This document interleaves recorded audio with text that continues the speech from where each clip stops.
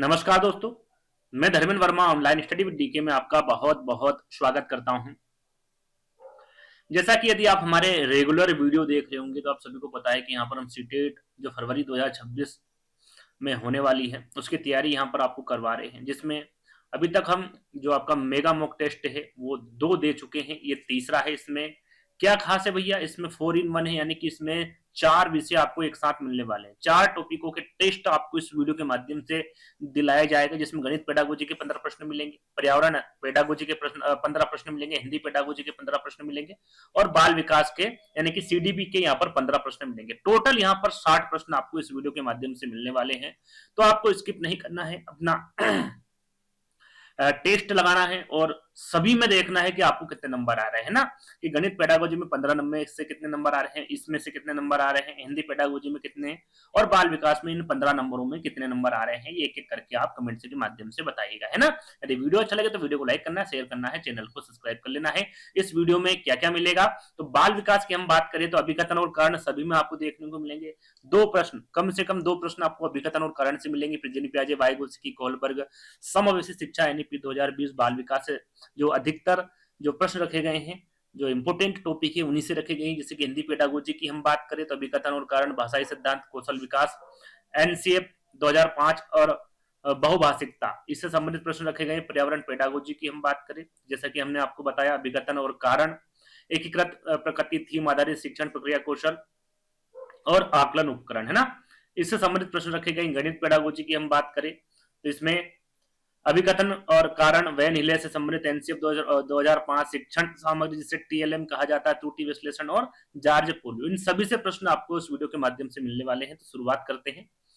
देखिए, पहला प्रश्न है और ये बाल विकास के प्रश्न आपको सबसे पहले मिलेंगे, है ना। उसके बाद में अगले टॉपिक के प्रश्न मिलेंगे। ऐसे 4 टॉपिक आपको इस वीडियो के माध्यम से बताए जाएंगे। तो पहला प्रश्न है आपका कि लेव वाइगोत्स्की और जिन पियाजे के सिद्धांतों में भाषा और विचार के संबंध में मुख्य अंतर क्या है। देखिए, यहाँ पर भाषा और विचार मुख्य अंतर आपको बताना है किसके बीच में, लेव वाइगोत्स्की और जिन पियाजे के सिद्धांत के बीच में।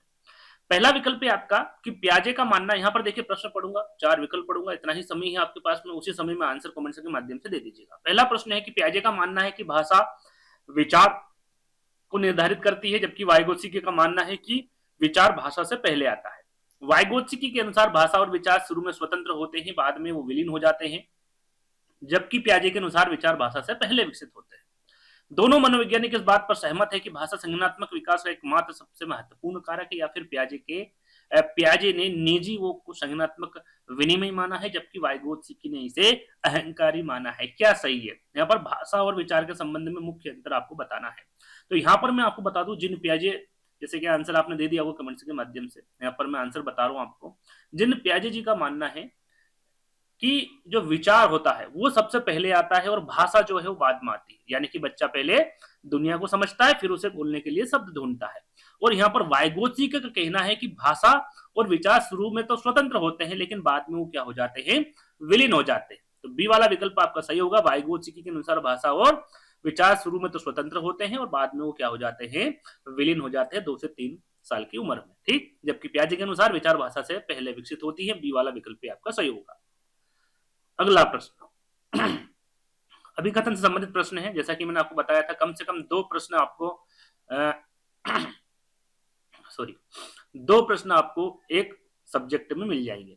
तो अभिकथन यहाँ पर कह रहा है कि समावेशी कक्षा में शिक्षक को बच्चों की भ्रांतियां और वैकल्पिक अवधारणाओं को अनदेखा कर देना चाहिए। यहाँ पर मैं आपको बता दूं, इस पर एक स्पेशल वीडियो बनाया है, लगभग 60 प्रश्न लिए हैं, उनको देख लीजिएगा। अभिकथन और कारण आपको बिल्कुल क्लियर हो जाएंगे।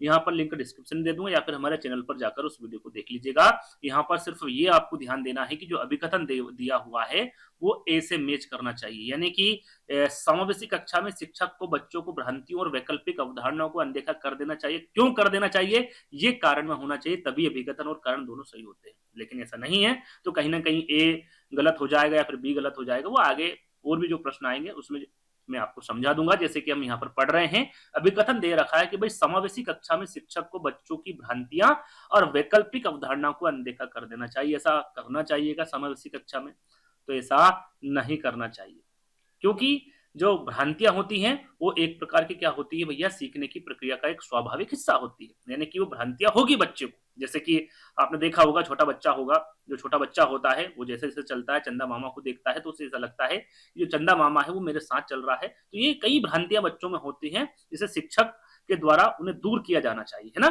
ना कि उन्हें अनदेखा कर देना चाहिए। तो पहला वाला जो विकल्प हो जाएगा वो क्या हो जाएगा भैया, गलत हो जाएगा। कारण देख लेते भैया, कारण सही है क्या, भ्रांतियां बच्चों की सीखने की प्रक्रिया में एक गंभीर बाधा है और ये उनकी कम बौद्धिक क्षमता को दर्शाती है। तो जैसा कि मैंने आपको बताया, चंदा यदि साथ साथ चल रहा है, यदि उससे बच्चे को भ्रांति है तो ऐसा नहीं है कि उसकी कम बौद्धिक क्षमता को दर्शाती है, ऐसा नहीं है। और यहाँ पर ये गंभीर बाधा नहीं, जैसा कि मैंने अभी आपको बताया, ये प्रक्रिया का एक स्वाभाविक हिस्सा होती है सीखने की। तो कारण भी क्या हो जाएगा आपका यहाँ पर, गलत हो जाएगा। तो कहने का मतलब ए और आर दोनों गलत है। तो यहाँ पर सही आंसर क्या हो जाएगा आपका, फोर्थ वाला हो जाएगा। ठीक, आगे बढ़ेंगे। लॉरेंस कोलबर्ग के नैतिक विकास के सिद्धांत की आलोचना करते हुए केरल गिलिगन ने तर्क दिया कि पुरुषों और महिलाओं की नैतिकता का आधार अलग होता है। गिलिगन के अनुसार महिलाओं की नैतिकता किस पर केंद्रित होती है, सीधा सीधा पूछा गया यहाँ पर महिलाओं के बारे में। यहाँ पर देखिए 2 से 3 प्रश्न आपको इस प्रकार से याद रखने हैं। सीधा सीधा कि नैतिक विकास का सिद्धांत किसके द्वारा दिया गया है, लॉरेंस कोहलबर्ग के द्वारा दिया गया है। इनकी आलोचना कौन करते हैं, तो इनकी आलोचना करते हैं केरल गिलिगन। क्यों करते हैं, क्योंकि लॉरेंस कोहलबर्ग ने जो नैतिक विकास का सिद्धांत है उस पर सिर्फ पुरुषों पर अध्ययन किया। किस पर किया भैया, पुरुषों पर, या फिर कह सकते हैं लड़कों पर। लड़कियां महिलाओं पर इनके द्वारा अध्ययन नहीं किया गया है। उसी की आलोचना करते हैं गिलिगन और अपना तर्क देते हैं कि पुरुषों और महिलाओं की नैतिकता का आधार क्या होता है भैया, अलग अलग होता है। तो यहाँ पर गिलिगन के अनुसार महिलाओं की नैतिकता किस पर केंद्रित होती है ये बताना है, सामाजिक अनुबंध और नियम पर, न्याय और निष्पक्षता पर, देखभाल और मानवीय संबंध पर, या फिर दंड और आज्ञा पालन पर। ये यहाँ पर ये इससे अटैच नहीं है ना, दंड और आज्ञा पालन, क्या सही होगा।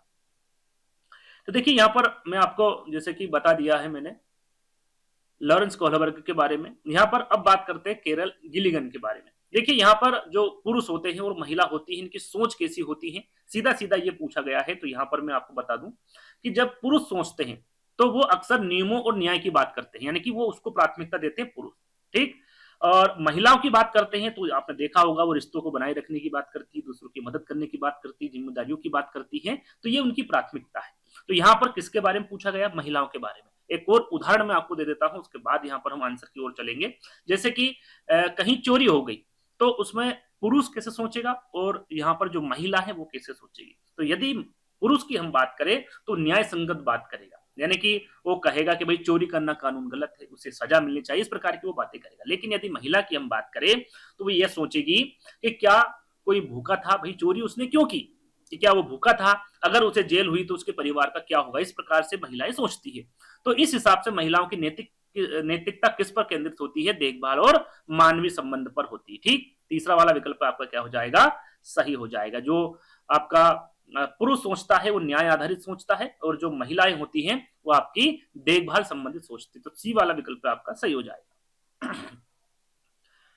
अगला प्रश्न है एनईपी 2020 यानी कि राष्ट्रीय शिक्षा नीति 2020 के अनुसार छात्रों के मूल्यांकन के लिए प्रस्तावित 360 डिग्री समग्र प्रगति कार्ड के बारे में पूछा गया है। इसमें क्या शामिल होना चाहिए। आपने पहले देखा होगा जो समग्र कार्ड होता था उसमें सिर्फ आपका जो मैथ्स और जो विज्ञान होते थे उसी के अंक उसमें ऐड होते थे, लेकिन अब क्या क्या शामिल होना चाहिए एनईपी 2020 के अनुसार ये आपको बताना है, या फिर 360 डिग्री कार्ड क्या होता है ये भी आपको पता होना चाहिए। तो पहला विकल्प है केवल संज्ञानात्मक पक्ष में अंकों का प्रगति विवरण होगा, संज्ञानात्मक, भावात्मक, मनोगत्यात्मक तीनों पक्ष की प्रगति होगी, केवल शिक्षक द्वारा दिया गया मूल्यांकन क्योंकि वही विशेषज्ञ है, और साल के अंत में होने वाली केवल लिखित परीक्षा के परिणाम। यदि आप सीटेट एग्जाम दे रहे हैं तो कुछ कीवर्ड आपको पता होना चाहिए, नेगेटिव और पॉजिटिव।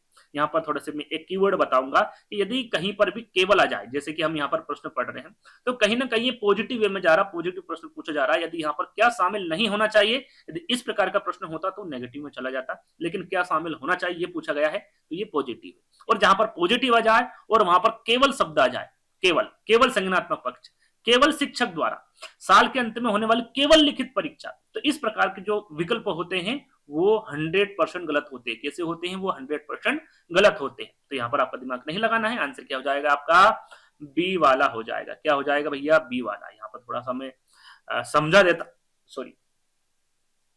समझा देता हूं आपको कि जो एनईपी 2020 है उसका उद्देश्य रटने की प्रथा को खत्म करना है। क्या क्या भैया, रटने की प्रथा को खत्म करना है। जो 360 डिग्री का अर्थ यहाँ पर आपको बताऊं तो बच्चे के हर पहलू का मूल्यांकन करना होता है, जैसे कि संज्ञानात्मक, भावात्मक और मनोगत्यात्मक। इसमें न केवल पढ़ाई बल्कि उसका व्यवहार, सहयोग, भावनाएं और जो खेलकूद और जो शारीरिक गतिविधियां होती है उसको शामिल किया जाता है। तो यहाँ पर बात की जा रही पढ़ाई की तो संज्ञानात्मक के अंतर्गत आ जाएगा, है ना। उसका व्यवहार, सहयोग, भावनाएं भावात्मक के रूप में आ जाएगा। खेलकूद, शारीरिक गतिविधियां मनोगत्यात्मक के रूप में आ जाएगा। तो यहाँ पर सही आंसर क्या हो जाएगा आपका, बी वाला हो जाएगा। साथ में इसमें स्व मूल्यांकन और सहपाठी मूल्यांकन भी शामिल होता है, सेल्फ असेसमेंट और पेयर असेसमेंट भी इसमें क्या हो जाएगा आपका शामिल हो जाएगा। तो बी वाला विकल्प क्या होगा यहाँ पर सही हो जाएगा। ठीक, आगे बढ़े। निम्नलिखित में से कौन सा प्रश्न बच्चों में आलोचनात्मक सोच को बढ़ावा देने के लिए सबसे उपयुक्त? तो आलोचनात्मक सोच के बारे में पूछा गया, क्रिटिकल थिंकिंग, है ना। भारत में जब यहाँ पर हिंदी में समझ में ना आए तो इंग्लिश भी पढ़ लीजिएगा, यहाँ पर कुछ शब्द मैंने इंग्लिश में भी लिखे हैं ताकि आपको समझ में आ जाए। तो यहाँ पर क्रिटिकल थिंकिंग के बारे में पूछा गया, भारत में प्रथम प्रधानमंत्री कौन है, प्रकाश संश्लेषण की परिभाषा लिखिए, यदि आपके शहर में एक हफ्ते के लिए पानी आना बंद हो जाता है तो इसका आपके जीवन और समाज पर क्या प्रभाव पड़ेगा, और 25 और 35 को जोड़ने पर क्या प्राप्त होता है। तो यदि हम यहां पर देखें तो प्रधानमंत्री के भारत के प्रथम प्रधानमंत्री कौन थे, ये सरल सा प्रश्न है, या कह सकते हैं कि इसको रट सकते हैं, याद कर सकते हैं, यानी क्रिटिकल थिंकिंग ये नहीं हो सकती। तो पहला वाला विकल्प आपका गलत हो गया। प्रकाश संश्लेषण की परिभाषा आप बता सकते हैं साधारण तौर पर, 25 और 35 को जोड़ सकते हैं, तो ये भी आपका गलत हो गया। क्या हो जाएगा भैया, क्रिटिकल, यानी कि जहां पर आपको सोचना पड़े, विश्लेषण करना पड़े, कल्पना करनी पड़े, तर्क देना पड़े, इस प्रकार के जो प्रश्न होते हैं वो आलोचनात्मक होते हैं। क्या होते हैं, आलोचनात्मक होते हैं, कि यदि आपके शहर में एक हफ्ते के लिए पानी आना बंद हो जाए तो इसका आपके जीवन और समाज पर क्या प्रभाव पड़ेगा। इसे क्रिटिकल थिंकिंग यानी कि आलोचनात्मक सोच कहते हैं। तीसरा वाला विकल्प आपका सही हो जाएगा। ठीक, आगे बढ़े। एक शिक्षक कक्षा में गतिविधि के दौरान लड़कों को लेगो और ब्लॉक देता है जबकि लड़कियां को गुड़िया और चित्रकारी का सामान देता है। यह व्यवहार क्या दर्शाता है। यदि आप प्रश्न को पढ़ेंगे ध्यान से और 4 विकल्प पढ़ेंगे, मुझे नहीं लगता कि इसका आंसर आपको देने में ज्यादा समय लगेगा। जेंडर स्थिरता, जेंडर समानता, जेंडर रूढ़िवादिता, जेंडर सशक्तिकरण। तो यहाँ पर जो शिक्षक है उसका यह मानना है, यानी कि उसकी यह थिंकिंग है कि जो लड़कियां होती गुड़िया और चित्रकारिता ही कर सकती है, वो लेगो या ब्लॉक नहीं खेल सकते। तो ऐसा नहीं है, उनको इस प्रकार की चीजें नहीं करना चाहिए, है ना। समानता होनी चाहिए लड़का और लड़की में, यानी कि कभी वो गुड़िया और गुड़िया को संभाले और चित्रकारिता करे लड़के, और कभी जो लड़कियां हैं वो लेगो और ब्लॉक से खेले। तो यहाँ पर क्या हो रहा भैया, जेंडर रूढ़िवादिता हो रही है ना। तीसरा वाला क्या हो जाएगा आपका सही आंसर हो जाएगा। ठीक, आगे बढ़े।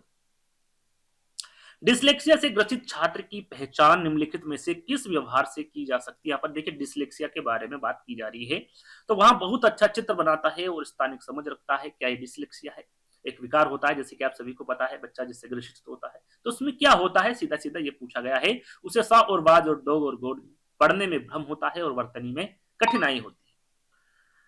वह एक ही जगह पर टिक कर नहीं बैठ सकता और बहुत चंचल है। उसे गणितीय गणनाओं और संख्याओं को समझने में दिक्कत होती है।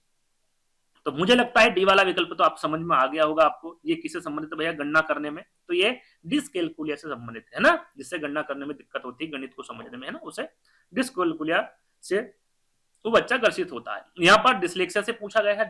डिसलेक्सिया क्या है भैया, एक पठन विकार है। क्या है ये, पठन विकार है। और पठन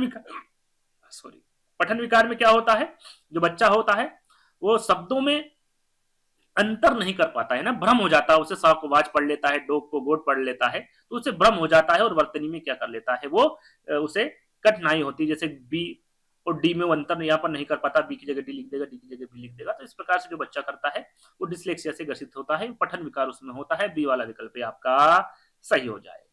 कहीं कोई दिक्कत होगी तो कमेंट के माध्यम से बता दीजिएगा। ठीक, अगला प्रश्न। यदि हमारी आवाज आपको ऐसा लग रहा है कि मैं बहुत स्पीड में पढ़ा रहा हूं तो भी कमेंट्स के माध्यम से बता दीजिएगा। आने वाले वीडियो में हम इसे सुधार लेंगे। ठीक, मुझे जहां तक लगता है इतनी तेज भी आवाज नहीं है, इतनी स्पीड भी नहीं है, इतना तो होना चाहिए, तभी आप स्कूल में एग्जाम में प्रश्नों को हल कर पाएंगे, है ना। 8वां प्रश्न आपका, हावर्ड गार्डनर के बहुबुद्धि सिद्धांत के अनुसार एक व्यक्ति जो दूसरों की मनोदशा, स्वभाव, प्रेरणाओं और इरादों को अच्छी तरह समझ सकता है, इसमें किस प्रकार की बुद्धि होगी। जैसा कि यहाँ पर सीधा सीधा लिखा गया कि बहुबुद्धि का सिद्धांत किसके द्वारा दिया गया है, तो हार्वर्ड गार्डनर के द्वारा दिया गया। किसके द्वारा भैया? हार्वर्ड गार्डनर के द्वारा दिया गया। ये आपको पता होना चाहिए। इनके द्वारा कितनी बुद्धि बताई, कितने प्रकार की बुद्धि बताई है? 8 प्रकार की बुद्धि बताई। कितनी भैया? 8 प्रकार की। पहली भाषाई बुद्धि, दूसरी है तार्किक गणितीय बुद्धि, तीसरी है स्थानिक बुद्धि, चौथी है संगीत बुद्धि, आगे शारीरिक गतिक बुद्धि, फिर अंतर्व्यक्तिक बुद्धि, फिर अंतः व्यक्तिक बुद्धि और फिर प्रकृतिवादी बुद्धि, है ना। ये कितने प्रकार की बुद्धि इनके द्वारा बताई गई? 8 प्रकार की। उसमें से एक प्रकार यहाँ पर दर्शाया गया है और उसी के अनुसार आपको आंसर देना है। अंतर्व्यक्तिक बुद्धि हो सकती है वो क्या? अंतराव्यक्तिक बुद्धि, प्राकृतिक बुद्धि या फिर स्थानिक बुद्धि। तो यहाँ पर देखिए, एक व्यक्ति जो दूसरों की मनोदशा, स्वभाव, प्रेरणाओं और इरादों को अच्छी तरह समझता है, यानी कि यहाँ पर बात किसकी की जा रही भैया? दूसरों को समझने की क्षमता की बात की जा रही है। तो जब दूसरों को समझने की क्षमता की बात की जाए तो अंतर्व्यक्तिक बुद्धि होगी। क्या हो जाएगी भैया? अंतर्व्यक्तिक। यहाँ पर देखिए अंतर्व्यक्तिक और अंतराव्यक्तिक। अंतर्व्यक्तिक बुद्धि वो होती है जो दूसरों को समझने की क्षमता का पता होता है, जैसे कि नेता, शिक्षक, परामर्शदाता, है ना। अंतर्व्यक्तिक बुद्धि क्या होती है? इसमें खुद को समझने की क्षमता होती है। अंतर्व्यक्तिक बुद्धि में क्या होती है? याद रखिएगा, इसमें खुद को समझने की क्षमता होती है और अंतर्व्यक्तिक बुद्धि में दूसरों को समझने की क्षमता होती है। ये आपको पता होना चाहिए। तो यहाँ पर दूसरों को समझा जा रहा है प्रश्न में, तो पहला वाला विकल्प आपका सही हो जाएगा। अगला प्रश्न देखें कि निम्नलिखित में से कौन सा उदाहरण आंतरिक अभिप्रेरणा को दर्शाता है? देखिए, दो प्रकार की अभिप्रेरणा होती है, जैसे कि आप सभी को पता होगा, एक आंतरिक अभिप्रेरणा और एक बाहरी अभिप्रेरणा। तो यहाँ पर उस उदाहरण को आपको देखना है जो आंतरिक अभिप्रेरणा को दर्शाता है। मैं अपना प्रोजेक्ट पूरा कर रहा हूं ताकि शिक्षक मुझे डांटे नहीं। मैं यह किताब पढ़ रहा हूं क्योंकि मुझे इसकी कहानी बहुत रोचक लग रही है और मुझे मजा आ रहा है। मैं दौड़ प्रतियोगिता में भाग ले रहा हूं ताकि मुझे प्रथम पुरस्कार और ट्रॉफी मिले। मैं पढ़ाई कर रहा हूं ताकि मेरे माता पिता मुझे नई साइकिल दिला दे। अब यहाँ पर आप देखेंगे कि बाहरी अभिप्रेरणा क्या होती है और आंतरिक अभिप्रेरणा क्या होती है। सरल सा प्रश्न है, 4 विकल्प पढ़ेंगे, आंसर मुझे लगता है सभी ने दे दिया होगा, लेकिन थोड़ा सा डिस्क्राइब मैं आपको कर देता हूं। जैसे कि बाहरी अभिप्रेरणा, जब हम किसी पुरस्कार या फिर दंड के डर से काम करते हैं, जैसे कि टॉफी हो गई, नंबर लाना होगा, पैसा यदि आपको चाहिए, तो ये क्या हो गया भैया? दंड और डर से आप ये काम कर रहे हैं ना। और आंतरिक अभिप्रेरणा क्या हो गई भैया? जब हम काम को खुद की खुशी से, यानी कि संतुष्टि से या फिर रुचि से करते हैं, तो उसे क्या कहते हैं? आंतरिक, है अंदर, है ना, अंतर मन से किया गया काम आंतरिक अभिप्रेरणा है और बाहर मन से किया गया काम एक बाहरी अभिप्रेरणा है। सीधा सीधा ये जान लीजिए। तो आप देखेंगे ये प्रोजेक्ट क्यों बना रहा है भैया? क्योंकि शिक्षक डांटेंगे, है ना, तो ये आंतरिक अभिप्रेरणा हो गई। मैं दौड़ प्रतियोगिता में भाग ले रहा हूं, क्यों ले रहा हूं? क्योंकि उसे पुरस्कार और ट्रॉफी मिले, है ना। मैं पढ़ाई क्यों कर रहा हूं? ताकि माता पिता से नई साइकिल दिला दूं, है ना। तो ये एक लालच हो गया, और लालच क्या हो जाता है? एक बाहरी अभिप्रेरणा हो जाती है। यहाँ पर आप बी में देखेंगे, ये मैं यह किताब पढ़ रहा हूँ। क्यों पढ़ रहा हूँ? क्योंकि मुझे इसकी कहानी बहुत रोचक लगती है और मुझे मजा आ रहा है पढ़ने में। ये आंतरिक अभिप्रेरणा हो गई। तो बी वाला विकल्प क्या हो जाएगा? आपका सही हो जाएगा। अगला प्रश्न है और अभिकथन है यहाँ पर कि विद्यालय बच्चों के सामाजिकरण की द्वितीय संस्था है। सेकेंडरी एजेंसी यहाँ पर बताई गई है किसको? विद्यालय बच्चों के सामाजिकरण, विद्यालय को यहाँ पर द्वितीय संस्था बताई गई है। और परिवार बच्चों के सामाजिक की प्राथमिक संस्था है, जहां वे दुनिया को समझना शुरू करते हैं। अब यहाँ पर ध्यान दीजिएगा, देखिए इस प्रकार के प्रश्न आते हैं तो कहीं ना कहीं आप जल्दबाजी में आंसर लगा देते हैं कि ए और आर दोनों सही है और आर जो है वो एक ही सही व्याख्या करता है। तो इस प्रकार को थोड़ा सा समझिएगा इस प्रश्न को। देखिए यहाँ पर हम बात करें अभिकथन की, तो अभिकथन क्या कह रहा है कि विद्यालय बच्चों के सामाजिकरण की द्वितीय संस्था है। बिल्कुल, यहाँ पर बच्चा जो सीखता है, पहले कहां पर सीखता है? प्राथमिक संस्था, यानी कि जो माता पिता होते हैं, उनके जो परिवार होता है, उससे सीखता है। तो परिवार को बच्चों का क्या माना गया? सामाजिकरण की प्राथमिक संस्था माना गया है और विद्यालय को द्वितीय संस्था माना गया। बिल्कुल सही है, ए और आर। लेकिन यहाँ पर बात क्या हो रही भैया कि जो अभिकथन जो दे रखा है वो इसका जो कारण है उसकी व्याख्या करना चाहिए, यानी कि विद्यालय बच्चों के सामाजिकरण की द्वितीय संस्था है। द्वितीय संस्था क्यों है, ये कारण यहाँ पर दर्शाना था, लेकिन यहाँ पर कारण नहीं दर्शाया गया। कारण क्या दे दिया गया कि भाई परिवार, मतलब दोनों अलग अलग, सही तो है लेकिन दोनों अलग अलग यहाँ पर शब्द दे दिए गए हैं, यानी कि द्वितीय संस्था और प्राथमिक संस्था। यहाँ पर द्वितीय संस्था क्यों है ये कारण नहीं बताया गया है। परिवार बच्चों के सामाजिकरण की प्राथमिक संस्था है जहां से वे दुनिया को समझना शुरू करते हैं, ये कारण बताया गया है, जो कि बिल्कुल गलत है। तो यहाँ पर आपका अभिकथन और कारण तो सही है, लेकिन आर जो है वो एक ही सही व्याख्या यहाँ पर नहीं कर रहा है। तो यहाँ पर सही आंसर क्या हो जाएगा? आपका बी वाला। ए और आर दोनों सही है, लेकिन आर एक ही सही व्याख्या यहाँ पर नहीं कर रहा है। ठीक, आगे बढ़ेंगे। यदि वीडियो पसंद आ रहा है तो वीडियो को लाइक जरूर कर दीजिएगा। प्रश्न नंबर 11 है कि जॉन डीवी द्वारा समर्थित प्रगतिशील शिक्षा में कक्षा का वातावरण कैसा होना चाहिए। यहाँ पर देखिए प्रगतिशील शिक्षा के बारे में पूछा गया है, और किसके द्वारा पूछा गया? जॉन डीवी के द्वारा पूछा गया है। सत्तावादी होना चाहिए जहां शिक्षा का पूर्ण नियंत्रण हो, प्रजातांत्रिक होना चाहिए और सहयोगपूर्ण जहां छात्रों को प्रश्न पूछने और निर्णय लेने का की आजादी हो, परीक्षा केंद्रित जहां केवल अच्छे अंक लाने पर जोर हो, या फिर पाठ्य पुस्तक केंद्रित जहां ज्ञान केवल किताबों में मिले। सही आंसर क्या होगा, फटाफट बताइए। आपने एक शब्द सुना होगा लर्निंग बाय डूइंग, है ना। ये जॉन डीवी कहते हैं कि बच्चे कैसे होते हैं भैया, सक्रिय रूप से सीखते हैं कि लर्निंग बाय डूइंग। कक्षा में लोकतंत्र होना चाहिए ताकि बच्चे अपनी बात रख सके और एक दूसरे से सहयोग कर सके, यानी कि प्रजातांत्रिक और सहयोगपूर्ण जहां छात्रों को प्रश्न पूछने और निर्णय लेने की आजादी हो। बी वाला विकल्प आपका क्या हो जाएगा, सही हो जाएगा। विकास का शीर्षगामी सिद्धांत के बारे में आपको बताना है क्या कहलाता है। देखिए दो प्रकार के सिद्धांत होते हैं, यानी कि दो प्रकार की दिशाएं होती, मुख्य दिशा शीर्षाभिमुखी और आपका समीपाभिमुखी, है ना। दो प्रकार के ये दिशाएं होती हैं। तो यहाँ पर शीर्षगामी यानी कि शीर्षाभिमुखी के बारे में पूछा गया है, क्या कहलाता है भैया। विकास शरीर के मध्य भाग से बाहरी अंगों की ओर होता है, विकास पैर से सिर की ओर होता है, विकास सिर से पैर की ओर होता है, या फिर विकास अनियमित और अप्रत्याशित होता है। तो जैसे कि यहाँ पर देखिए शीर्षगामी सिद्धांत, आप यहाँ पर प्रश्न जो पढ़ेंगे उसी से समझ जाएंगे। शीर्षगामी यानी कि सेफालुकूडल के बारे में पूछा गया। शीर्ष यानी कि सिर से पैर तक, सिर से कहा लिखा हो, सिर से पैर की ओर होता है। इसका जो विकास होता है बच्चे का, विकास सिर से शुरू होकर पैरों की ओर बढ़ता है, यानी कि ऊपर से नीचे की ओर बढ़ता है। कैसे बढ़ता है, ऊपर से नीचे की ओर बढ़ता है। जो शिशु होता है पहले अपने सिर पर नियंत्रण करना सीखता है, फिर गर्दन और धड़ को, और अंत में पैरों को वो नियंत्रण करना सीख जाता है। तो शीर्षगामी सिद्धांत के बारे में पूछा है, तो तीसरा वाला विकल्प क्या हो जाएगा आपका, बिल्कुल सही हो जाएगा। जैसे कि समीपाभिमुखी के बारे में भी आपको बता देता हूं, जैसे प्रोक्सी मोडी स्थल कहा जाता है इंग्लिश में, और ये इसका जो अर्थ होता है वो विकास जो होता है वो शरीर के केंद्र में होता है, यानी कि जो रीढ़ की हड्डी होती है और जो धड़ होती है उससे शुरू होता है और बाहर की ओर होता है, यानी कि जो हाथ और पैर की जो उंगलियां होती हैं उस ओर चला जाता है। उदाहरण पर हम समझे तो बच्चा पहले अपने कंधों और बाहों को नियंत्रण करना सीखता है, फिर धीरे धीरे अपनी उंगलियों और पंजों को नियंत्रित करता है। किसमें, समीपाभिमुख में, यानी कि प्रोक्सी मोडी स्थल में। ठीक, समझ में आ गया दोनों चीजें। सी वाला विकल्प आपका सही हो जाएगा। जिन पियाजे के अनुसार किस चरण में बच्चे अमूर्त तर्क और परिकल्पनात्मक चिंतन विकसित कर लेता है। यहाँ पर देखिए जिन पियाजे के बारे में बात हो रही है, तो आपको पता होगा कि इनके द्वारा कौन सा सिद्धांत दिया है, संज्ञानात्मक विकास का सिद्धांत दिया है। इनके द्वारा कितनी अवस्थाएं बताई गई है, 4 अवस्थाएं बताई गई है। पहली है संवेदीगामक अवस्था, क्रम भी आपको पता होना चाहिए, तो बिल्कुल पहले नंबर पे है संवेदीगामक अवस्था। पूर्व सक्रियात्मक अवस्था दूसरे नंबर पर है, मूर्त सक्रियात्मक अवस्था आपके तीसरे नंबर पे है, और औपचारिक सक्रियात्मक अवस्था आपकी चौथे नंबर पे। बिल्कुल क्रम बिल्कुल सही है, आपको क्रम वाइज भी पता होना चाहिए। अब इन अवस्थाओं में किसमें बच्चा अमूर्त तर्क और परिकल्पनात्मक चिंतन विकसित कर लेता है, ये आपको बताना है।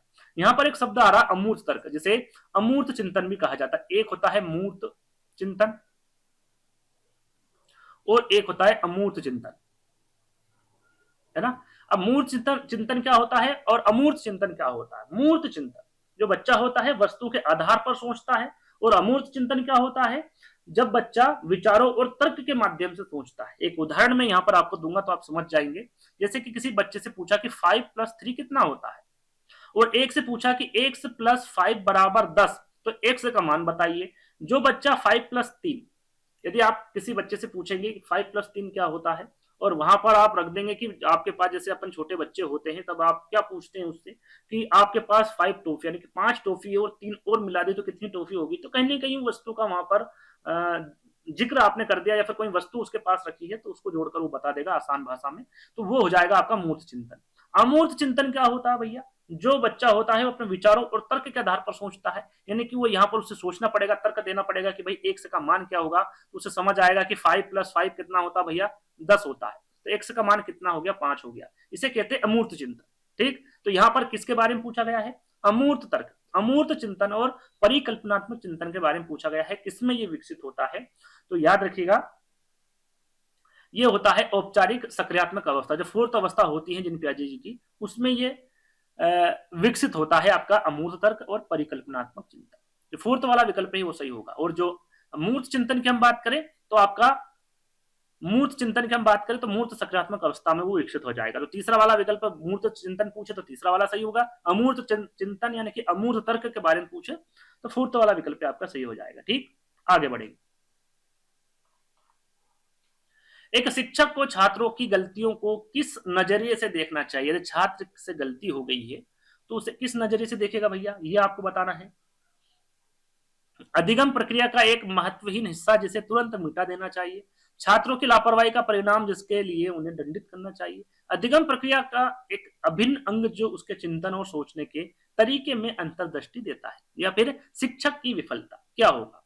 तो जैसा कि यहाँ पर लिखा हो, शिक्षक को छात्रों की गलतियों को किस नजरिए से देखना चाहिए। यहाँ पर मैं आपको बता दूं, जब तक छात्र या फिर विद्यार्थी गलती नहीं करेगा तो वो सीखेगा कैसे? ये एक सीखने का यानी कि अधिगम करने का एक हिस्सा होता है गलती, त्रुटि, है ना, जिसको हम त्रुटि भी कह सकते हैं।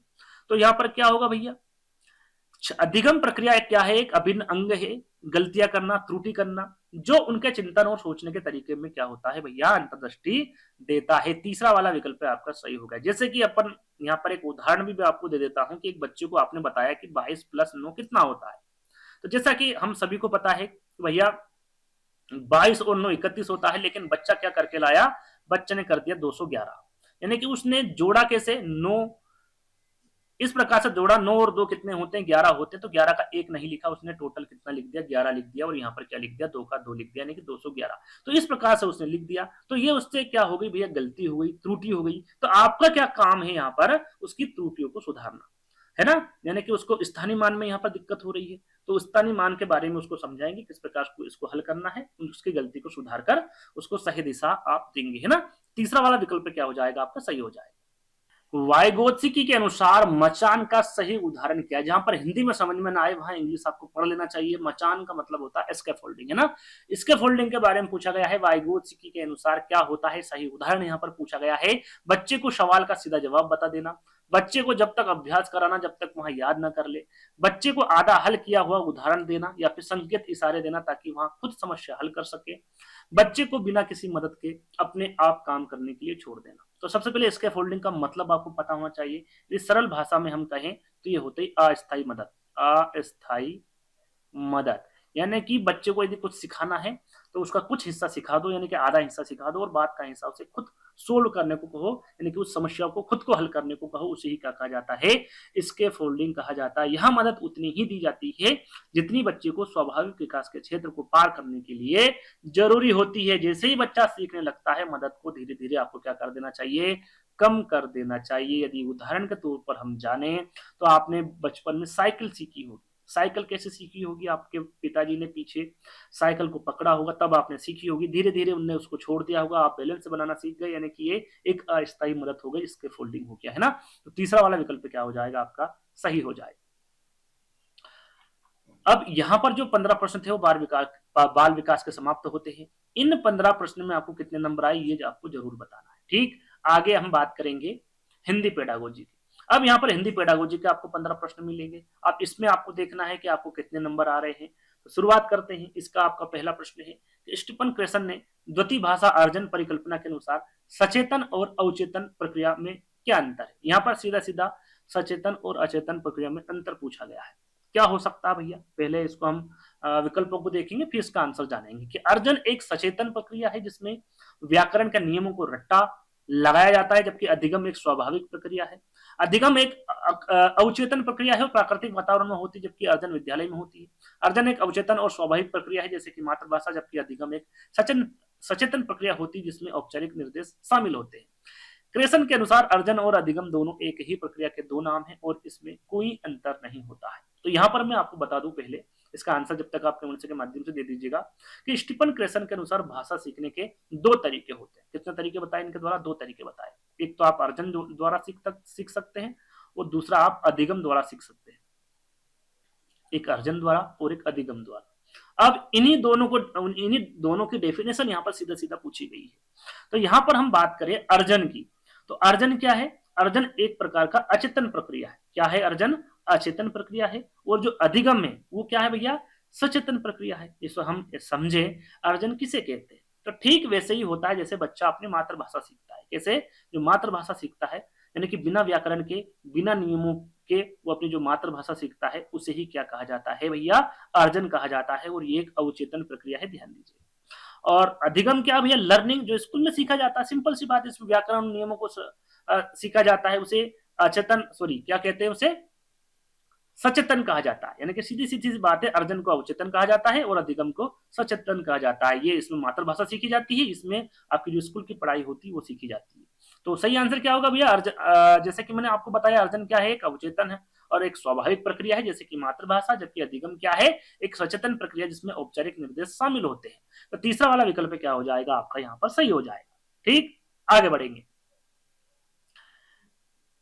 जिम कमिंस द्वारा प्रतिपादित BICS और CALP यहां पर लिखा हुआ है, इसके संदर्भ में कौन सा मिलान सही है? यहां पर देखिए, कमिंस ने भाषा दक्षता को दो भागों में बांटा है। जो जिम कमिंस है, इन्होंने भाषा को कितने भागों में बांटा है? दो भागों में। एक भाग है BICS और दूसरा CALP। अब ये होता क्या है? इसका पूरा नाम आपके सामने लिखा हुआ है। BICS का पूरा नाम है basic interpersonal communication skill. Hindi में हम बात करें तो बुनियादी पारंपरिक संचार कौशल। क्या होता है हिंदी में? BICS का मतलब बुनियादी पारंपरिक संचार कौशल।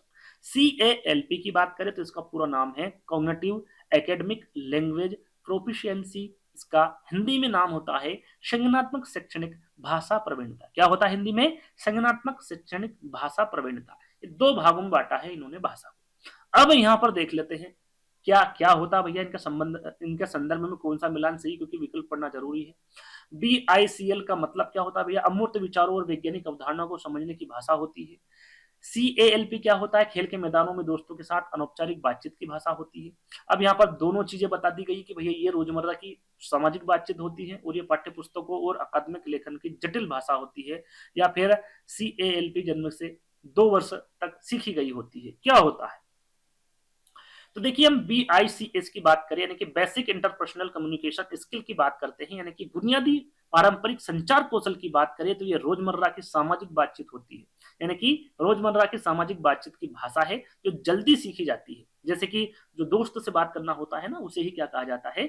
BICS कहा जाता है। और यदि हम यहाँ पर ये देखें कि कब सीख सकता है इसमें, तो इसमें सीखने की जो उम्र होती है वो 6 महीने से 2 साल इसमें लग सकते हैं, है ना।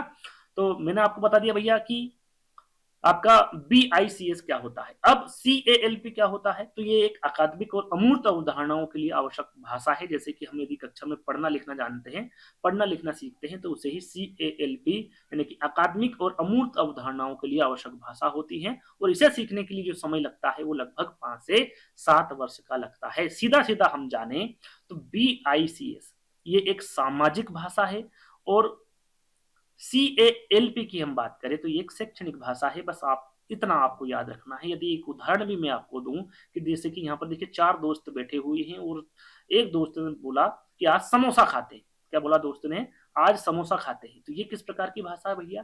तो ये BICS नामक भाषा है। ठीक, और यदि वहीं पर आप परीक्षा में बैठे हुए हैं और आपसे पूछ लिया कि भाई कुपोषित के सामाजिक आर्थिक कारणों का विश्लेषण कीजिए, तो ये किस प्रकार की भाषा हो गई भैया? CALP की भाषा हो गई, है ना। ये दो उदाहरण के माध्यम से मैंने आपको समझा दिया। तो यहाँ पर सही आंसर क्या हो जाएगा? आपका C वाला हो जाएगा। ये आपकी रोजमर्रा की सामाजिक बातचीत की भाषा है और ये पाठ्य पुस्तकों और अकादमिक लेखन की जटिल भाषा है। तीसरा वाला विकल्प आपका सही हो जाएगा। आगे बढ़ेंगे। एक शिक्षक छात्रों को समाचार सुना रहा है और उनसे मुख्य विचार यानी कि जो मेन आइडिया होते हैं वो सारांश समझने को कहता है, ना कि एक एक शब्द सुनने को। तो यहाँ श्रवण की कौन सी रणनीति है? यानी कि उसे एक एक शब्द नहीं सुनना है, उसे क्या करना है? जो सार है उसका, वो मुख्य विचार जो है उसको सुनना है। एक एक शब्द सुनने की उसको जरूरत नहीं है। तो वो श्रवण की कौन सी रणनीति होगी भैया? अधमुखी प्रक्रिया होगी, उधर्वमुखी होगी, श्रुत लेख होगी, अभी शब्द दर शब्द डिकोडिंग होगी। सही आंसर फटाफट बता दीजिए। तो यहां पर सही आंसर हो जाएगा आपका अधोमुखी प्रक्रिया। अब इस प्रक्रिया में क्या होता है या फिर इस रणनीति में क्या होता है? जो श्रोता होता है वो अपने पूर्व ज्ञान और संदर्भ का उपयोग करके पूरे संदेश का अर्थ, मुख्य विचार और सारांश समझता है या फिर उसमें ध्यान केंद्रित करता है। इसमें एक एक शब्द या व्याकरण पर ध्यान देने के बजाय विषय की समग्र समझ पर जोर दिया जाता है। किसमें? अधोमुखी प्रक्रिया में। एक और शब्द आया यहाँ पर, उधर्वमुखी प्रक्रिया। उधर्वमुखी प्रक्रिया क्या होती है? इस प्रक्रिया में ध्वनियों, शब्दों और व्याकरण जैसी छोटी इकाइयों को जोड़कर अर्थ निकाला जाता है। तो वो हो जाएगा आपका उधरमुखी प्रक्रिया। यहाँ पर सार के बारे में पूछा है, वो रणनीति हो जाएगी आपकी अधोमुखी प्रक्रिया। पहला वाला विकल्प आपका सही हो जाएगा। अगला प्रश्न आपका नॉम चॉम्स्की के बारे में पूछा गया है कि इनका सार्वभौमिक व्याकरण का सिद्धांत क्या सुझाता है? सार्वभौमिक व्याकरण का सिद्धांत यूनिवर्सल ग्रामर की यहाँ पर बात की जा रही है कि बच्चों को व्याकरण के नियम रटाना चाहिए, तभी वे भाषा सीख पाएंगे। सभी बच्चे एक आंतरिक भाषा क्षमता एलएडी के साथ पैदा होते हैं जो उन्हें, देखिए यहाँ पर सरल सा प्रश्न है, मुझे नहीं लगता कि 4 विकल्प पढ़ने की आवश्यकता है। जहां नॉम चॉम्स्की आ जाए और एलईडी आ जाए, वो आंसर क्या हो जाएगा आपका, सीधा सीधा सही हो जाएगा। क्या हो जाएगा भैया, सीधा सीधा सही हो जाएगा। इनका मानना है, ये क्या है, पहले तो ये जो चॉम्स्की है उनका मानना है कि मस्तिष्क में एक जो भाषा अर्जन होता है, भाषा अर्जन यंत्र होता है, क्या होता है, इनका मानना है कि आपका जो मस्तिष्क होता है उसमें एक भाषा अर्जन यंत्र होता है जिसे नाम दिया है इनके द्वारा एलएडी, यानी कि आंतरिक भाषाई क्षमता, लैंग्वेज एक्विजिशन डिवाइस, आंतरिक भाषाई क्षमता इनके द्वारा नाम दिया गया है। इसमें क्या होता है भैया, इसमें भाषा केवल अनुकरण या रटने से नहीं सीखी जाती है, बल्कि यह मानव मस्तिष्क में पहले से ही मौजूद होती है। एक ये जैविक क्षमता इनके द्वारा बताया गया है, यानी कि ऐसा नहीं है कि स्कूल जाने के बाद ही भाषा सीखेगा, बच्चा घर में भी सीख सकता है, बिना व्याकरण से भी भाषा सीख सकता है ना। तो सभी बच्चे एक आंतरिक भाषाई क्षमता एलईडी के साथ पैदा होते हैं जो उन्हें किसी भी मानव भाषा के व्याकरण को सहजता से ग्रहण करने की क्षमता बनाती है। तो बी वाला विकल्प क्या हो जाएगा यहाँ पर आपका, सही हो जाए। ठीक, आगे बढ़ेंगे। लेखन शिक्षण में उत्पादन उपागम के बजाय प्रक्रिया उपागम को बेहतर क्यों माना जाता है? क्यों माना जाता भैया उत्पादन उपागम के बजाय प्रक्रिया उपागम को बेहतर लेखन शिक्षण में बात की जा रही, क्योंकि इसमें केवल सुंदर लिखावट पर ध्यान दिया जाता है, क्योंकि यहाँ लेखन को एक बार की गतिविधि मानता है जिसे तुरंत जमा करना होता है, क्योंकि यहाँ लेखन को एक चरणबद्ध प्रक्रिया मानता है, जैसे कि पहले मानस मंथन होता है, फिर प्रारूपकरण होता है, फिर दोहराना, फिर संपादन और आखिरी में अंतिम रूप होता है जिससे बच्चे की अभिव्यक्ति निखरती है। अंतिम विकल्प है क्योंकि इसमें शिक्षक बच्चों की गलतियों को लाल स्याही से तुरंत काट देता है, जैसे कि मैंने आपको बताया। यहाँ पर देखिए पॉजिटिव प्रश्न पूछा गया है और यहाँ पर केवल शब्द आ गया, यहाँ पर केवल आ जाए वो विकल्प तो बिल्कुल गलत हो गया, तो यहाँ पर क्या हो जाएगा आपका, गलत हो गया। अब यहाँ पर उत्तर देख लेते हैं, आंसर आपको समझ में आ गया होगा, आपने लिख दिया होगा। देखिए यहाँ पर लेखन शिक्षण की बात की जा रही, तो लेखन कोई जादू नहीं है जो एक बार में हो जाए। इसमें आपको क्या करना होता है, पहले विचार करना होता है, सोचना पड़ता है, कच्चा ड्राफ्ट लिखना होता है, फिर उसे सुधारना पड़ता है, फिर व्याकरण ठीक करना पड़ता है, और फिर आखिरी में उसे अंतिम रूप आपको देना होता है ना। तो ये चीज क्या होती है, इसमें क्या होता है, जो बच्चा है वो निखर कर आता है, उसके बच्चे की जो अभिव्यक्ति वो निखर के आती है। यानी कि पहले मानस मंथन होता है, फिर प्रारूपकरण होता है, फिर दोहराना होता है, फिर संपादन होता है और फिर अंतिम रूप से दे दिया जाता है, जिससे कि बच्चे की जो अभिव्यक्ति होती है वो निखरती है। तो सही आंसर क्या हो जाएगा यहाँ पर, तीसरा वाला हो जाएगा। यदि उदाहरण के तौर पर हम देखें तो जो कुम्हार होता है वो मिट्टी को सीधे घड़े का रूप नहीं दे देता है, पहले वहां मिट्टी तैयार करता है, फिर आकार देता है, फिर पकाता है। वैसे ही लेखन भी चरणों में होता है ना, ऐसा डायरेक्टली उसकी जो अभिव्यक्ति वो ऐसे ही निखर के नहीं आ जाती है ना, उसमें कुछ चरण होते हैं, जैसे कि मैंने अभी मानस मंथन बताया, प्रारूपकरण बताया, दोहराना, संपादन, अंतिम रूप। यदि हम इसे को सरल भाषा में देखें तो पहले विचार, यानी कि विचारों को सोचना होता है, फिर कच्चा ड्राफ्ट करना होता है, यानी कि लिखना होता है, फिर सुधारना होता है, फिर व्याकरण ठीक करना होता है, एक प्रोसेस होती है। तो तीसरा वाला विकल्प क्या हो जाएगा आपका, सही हो जाएगा। अब यहाँ पर हिंदी में आपका अभिकथन आ चुका है और कारण आ चुका है। अभिकथन क्या है वो पढ़ लेते हैं कि भारत की भाषाई विविधता एक जटिल चुनौती है, इसलिए विद्यालयों में केवल एक मानक भाषा का ही प्रयोग होना चाहिए। क्या बहुभाषिकता बच्चों के संज्ञानात्मक विकास और रचनात्मक में बाधा उत्पन्न करती है और उसे भ्रमित करती है। ये कारण क्या अभिकथन का सही है क्या, तो यहाँ पर आप देखेंगे अभिकथन पहले पढ़ लेते हैं। अभिकथन क्या कह रहा भैया, भारत की भाषाई विविधता एक जटिल चुनौती है क्या, है क्या भैया, नहीं है, ये समस्या नहीं है, ये संसाधन है। भाषा की विविधता या कह सकते हैं बहुभाषिकता, है ना, एक संसाधन, समस्या नहीं है ना। शोध बताते हैं कि जो बच्चे एक से अधिक भाषाएं बोलते हैं उनका संज्ञानात्मक लचीलापन बेहतर होता है। क्या होता है, जो संज्ञानात्मक लचीलापन होता है वो बेहतर होता है। इसलिए आप कह सकते हैं कि जो अभिकथन होगा वो क्या हो जाएगा आपका, गलत हो जाएगा। बहुभाषिकता होनी चाहिए बच्चे में, है ना, वो एक जटिल चुनौती नहीं है। कारण क्या है इसका, बहुभाषिकता बच्चों के संज्ञानात्मक विकास और रचनात्मक में बाधा उत्पन्न करती है, जैसे कि मैंने अभी आपको बताया, ये बाधा उत्पन्न नहीं करती, ना ही ये भ्रमित करती है। तो कारण भी आपका क्या हो जाएगा यहाँ पर, गलत हो जाएगा, है ना। तो आपका अभिकथन और कारण दोनों गलत है, यानी कि यहाँ पर भी आंसर क्या हो जाएगा आपका, ए और आर दोनों गलत है। तो डी वाला विकल्प यहाँ पर सही हो जाएगा। आगे बढ़ेंगे। प्राथमिक स्तर पर कविता या पद्य पढ़ाने का जो प्राथमिक उद्देश्य है वो क्या होना चाहिए, ये पूछा गया है।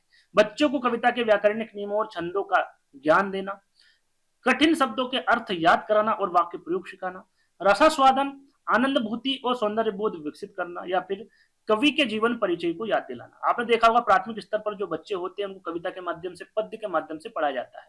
तो उसका प्राथमिक उद्देश्य क्या होना चाहिए ये पूछा गया है। तो जो कविता होती है वो इसलिए पढ़ाई जाती है ताकि वे लय, ताल और तुकांत शब्दों के आनंद ले सके। यदि आप प्राथमिक स्तर के बच्चे को यहाँ पर पद्य यदि गद्य के माध्यम से सिखाएंगे, उनको व्याकरण के माध्यम से सिखाएंगे या फिर जो शब्दार्थ है उनको सिखाएंगे तो कहीं ना कहीं बच्चे अटक जाएंगे, वो नहीं सीख पाएंगे। यानी कि जो कविता का आनंद है वो बच्चे यहाँ पर नहीं ले पाएंगे। यदि उदाहरण के तौर पर हम जाने, यदि मछली जल की रानी है, यदि आप पढ़ा रहे हैं यानी कि शिक्षक या फिर शिक्षिका पढ़ा रहा है, तो उसका उद्देश्य ये नहीं होना चाहिए कि बच्चा जल का पर्यायवाची यहाँ पर बताए, क्योंकि वो प्राथमिक स्तर का बच्चा है ना, बल्कि यहाँ होता है कि वहां उसे अभिनय के साथ गाए और खुश हो, है ना, उनके बारे में उसको बताए।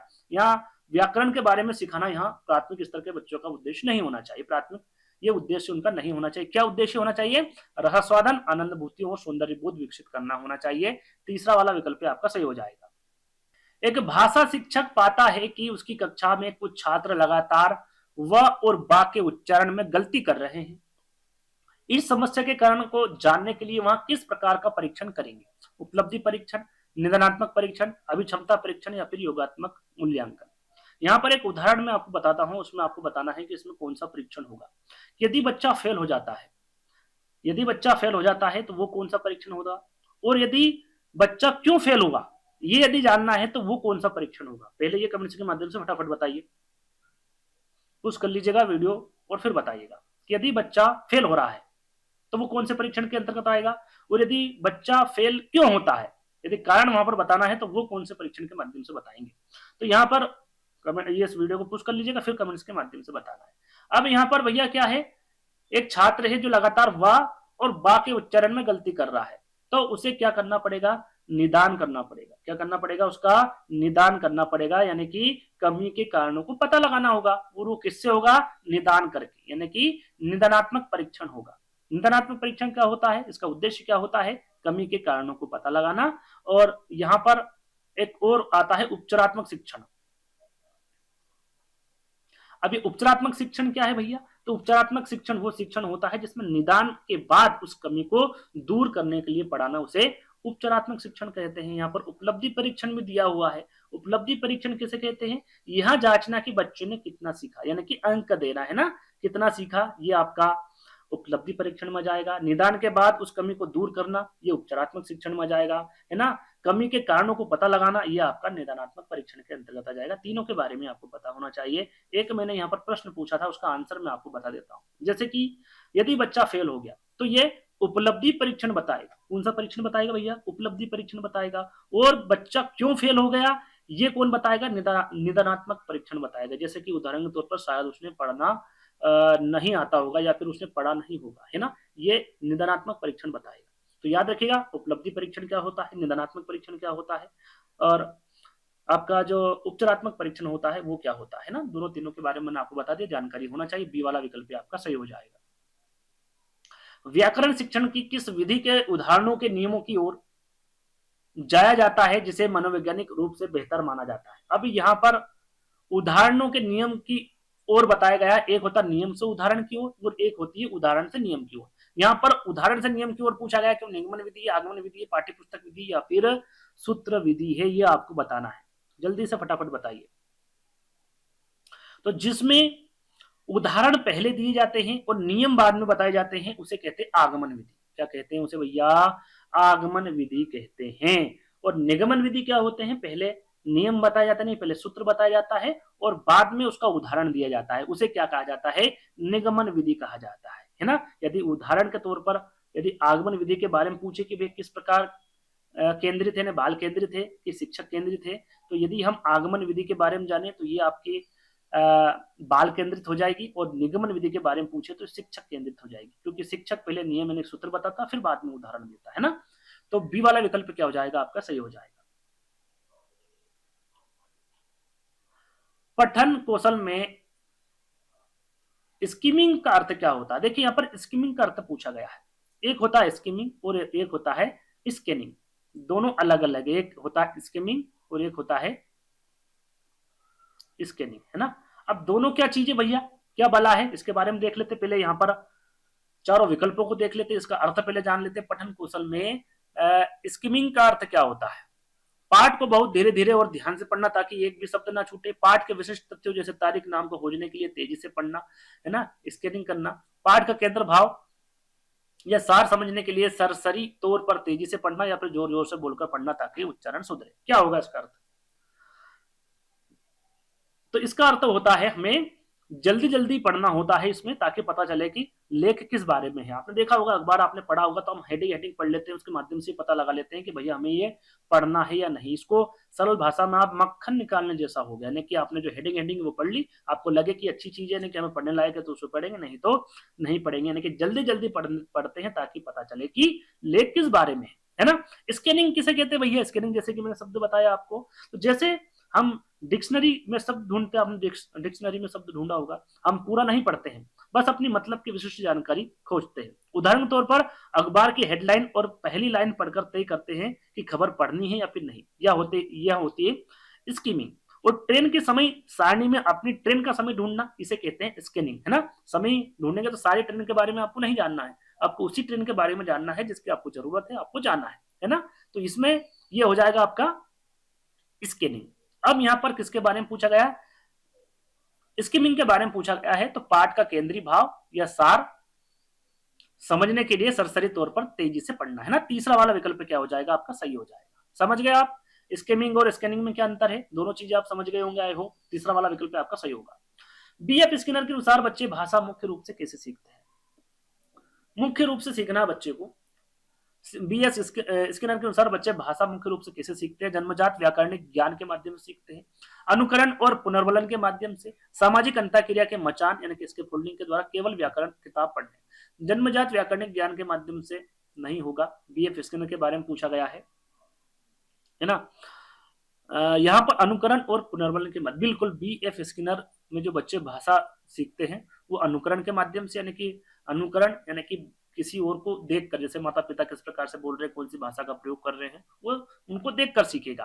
पुनर्बलन, इसमें बच्चा उस शब्द को दोबारा बोलता है जिससे उन शब्दों को सुनकर उसको प्रतिक्रिया मिलती है। जैसे कि उदाहरण के तौर पर हम जाने, बच्चा तोतली आवाज में मम मम बोलता है, हमने देखा होगा, तो माँ तुरंत पानी देती है और मुस्कुरा देती है, तो उसको यहाँ समझ आ जाता है कि मम मम बोलने से क्या होता है, पानी मिलता है। तो वहां इस चीज को सीख लेता है और आगे कभी भी उसको पानी की आवश्यकता होगी तो वो मम मम करके बोल देगा, है ना। तो पुनर्बलन के माध्यम से भी सीखता है। तो अनुकरण और पुनर्बलन यहाँ पर बिल्कुल सही हो जाएगा, बी वाला विकल्प आपका सही होगा। यदि एक छात्र पढ़ते समय बार बार पंक्तियों को छोड़ देता है, शब्दों को उल्टा पढ़ता है, जैसे कि सा को वाज और वर्तनी में बहुत गलतियां करता है, तो यह किस ओर संकेत करता है? ये मैं आपको बता चुका हूं। ये प्रश्न रिपीटेड है और प्रश्न को थोड़ा सा उलट पुलट कर दिया। प्रश्न की जगह आंसर, प्रश्न की जगह विकल्प दे दिए, विकल्प की जगह प्रश्न को दे दिया है। आपको बताना किस प्रकार का विकार होता है। ये पठन विकार होता है। और पठन विकार किससे संबंधित है? डिस्ग्राफिया से, डिस्कैल्कुलिया से, डिसलेक्सिया से सॉरी, या फिर डिस्फेजिया से। तो ये हो जाएगा आपका डिसलेक्सिया, है ना। सी वाला विकल्प क्या हो जाएगा आपका? सही हो जाएगा, ये पठन विकार से संबंधित होता है। आगे बढ़ेंगे। एनईपी 2020 प्राथमिक स्तर पर कक्षा 5 तक किस भाषा में शिक्षण की प्रबल अनुशंसा करती है? एनईपी 2020 के बारे में और कक्षा 5 यानी कि प्राथमिक स्तर के बच्चों के बारे में बात की जा रही है। केवल अंग्रेजी भाषा में, क्योंकि यह वैश्विक भाषा है, राज्य की राजभाषा, घर की भाषा, मातृभाषा, स्थानीय भाषा, संविधान की 8वीं अनुसूची में शामिल की गई भाषा। क्या होगा सही आंसर? एनईपी 2020 में त्रिभाषा का प्रयोग किया गया है। त्रिभाषा का वहां पर वर्णन किया गया प्राथमिक स्तर पर, यानी कि घर की भाषा, मातृभाषा और जो स्थानीय भाषा है उसमें बच्चा जल्दी सीखता है और इसी भाषा में शिक्षण की प्रबल अनुशंसा करती है एनईपी 2020 कक्षा 5 तक, यानी कि प्राथमिक स्तर पर। तो तीसरा वाला विकल्प क्या हो जाएगा आपका? सही हो जाएगा। आगे हम बढ़ेंगे अगले प्रश्न पर। भाषा आकलन में पोर्टफोलियो का प्रयोग सबसे महत्वपूर्ण क्यों माना गया है? यहाँ पर देखिए, भाषा आकलन में पोर्टफोलियो की बात की जा रही है, क्यों माना गया है? सीधा सीधा पूछा गया है। क्योंकि इसमें बच्चों में केवल सबसे अच्छे कार्यों में रखा जाता है, क्योंकि यह शिक्षा का काम आसान करता है और अंक देने में मदद करता है, क्योंकि यहाँ एक निश्चित अवधि में बच्चों की समग्र प्रगति और प्रयासों को विकास करता है, उसके प्रयासों और विकास का व्यवस्थित संकलन करता है, क्योंकि यहाँ अभिभावकों को दिखाने के लिए एक अच्छी फाइल है। क्या होगा सही आंसर? जल्दी से बताइए सही आंसर। सही आंसर होगा क्योंकि यहाँ एक निश्चित अवधि में बच्चे की समग्र प्रगति, उनके प्रयासों और विकास का व्यवस्थित संकलन करता है। यहाँ पर बात करें हम पोर्टफोलियो की, तो पोर्टफोलियो केवल एक फाइल नहीं होती है, इसमें आपको निरंतर विकास का प्रमाण, व्यापक आकलन, आत्म आकलन सब देखने को मिलता है। जैसे कि निरंतर विकास के प्रमाण की हम बात करें तो यह केवल एक समय के प्रदर्शन को नहीं बल्कि समय के साथ बच्चे के सीखने के स्तर में आए बदलाव को दर्शाता है। व्यापक आकलन क्या है? इसमें बच्चे की लिखित रचनाएं, चित्रकारी, परियोजना कार्य और जो अन्य गतिविधियां होती है उसको शामिल किया जाता है जो उसके सर्वांगीण विकास का खास पेश करती है। आत्म आकलन क्या होता है? इसमें छात्र को स्वयं के कार्यों की समीक्षा करने और अपनी सुधार प्रक्रिया को समझने में मदद करता है। तो ये एक फाइल नहीं होती है, पूरा का पूरा जो बच्चा होता है उसका सारा इसमें संकलन किया जाता है ना, विकास का, समग्र प्रगति का, उसके प्रयासों का। तीसरा वाला विकल्प क्या हो जाएगा आपका? सही हो जाएगा। वाइगोत्स्की के अनुसार जब बच्चा कोई कार्य करते समय स्वयं से बोल बोलकर बातें करता है तो ये क्या दर्शाता है? यहाँ पर देखिए अंतिम प्रश्न है हिंदी पेडागोजी का। इन 15 प्रश्नों में आपको कितने नंबर आ रहे हैं ये कमेंट के माध्यम से जरूर बताइएगा। और यहाँ पर वाइगोत्स्की के अनुसार बताना है कि जब बच्चा कोई कार्य करता है या फिर हम यहाँ पर यूं समझे कि बच्चा खेलता है, तो आपने देखा होगा जब बच्चा खेलता है खिलौनों से तो अपने आप में बात करता है कि इस खिलौने को यहाँ रख देता हूँ, ये ऐसा कर देता हूँ, यानी कि वो अपने आप में ही बात करते रहता है, वो खेलता रहता है ना। तो ये क्या दर्शाता? वाइगोत्स्की के अनुसार बताना है ना। यदि जीन पियाजे के बारे में पूछे कि जीन पियाजे ये क्या दर्शाता भैया, यदि इस प्रकार से कार्य करता है बच्चा तो याद रखिएगा जीन पियाजे द्वारा अहंकारी वॉक इसे बताया गया है। क्या बताया गया है? अहंकारी वॉक। वाइगोत्स्की के अनुसार पूछा गया है तो क्या बताया गया है कि बच्चा बहुत बातूनी और अहंकारी होता है।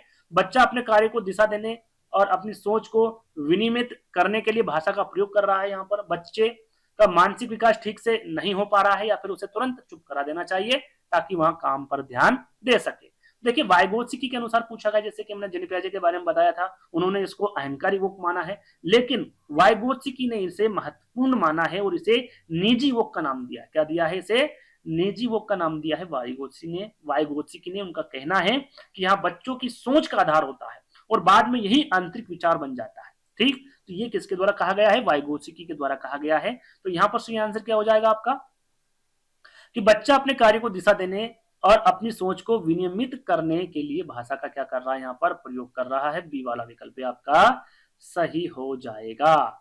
तो वहां पर आपके जो 15 प्रश्न हैं हिंदी पेडागोजी को समाप्त होते। बताना जरूर है कि इन 15 प्रश्नों में आपको कितने नंबर आ रहे हैं, है ना। आगे बात करते हैं। अब बात करेंगे पर्यावरण पेडागोजी की। यहाँ पर भी आपको 15 प्रश्न मिलेंगे। अब पर्यावरण पेडागोजी में से 15 में से आपको कितने नंबर आ रहे हैं ये जरूर बताइएगा। तो पहला प्रश्न है आपका राष्ट्रीय पाठचर्या की रूपरेखा एनसीएफ 2005 की यहाँ पर बात की जा रही है। प्राथमिक स्तर पर ईवीएस के लिए एक एकीकृत दृष्टिकोण की सिफारिश क्यों करती है?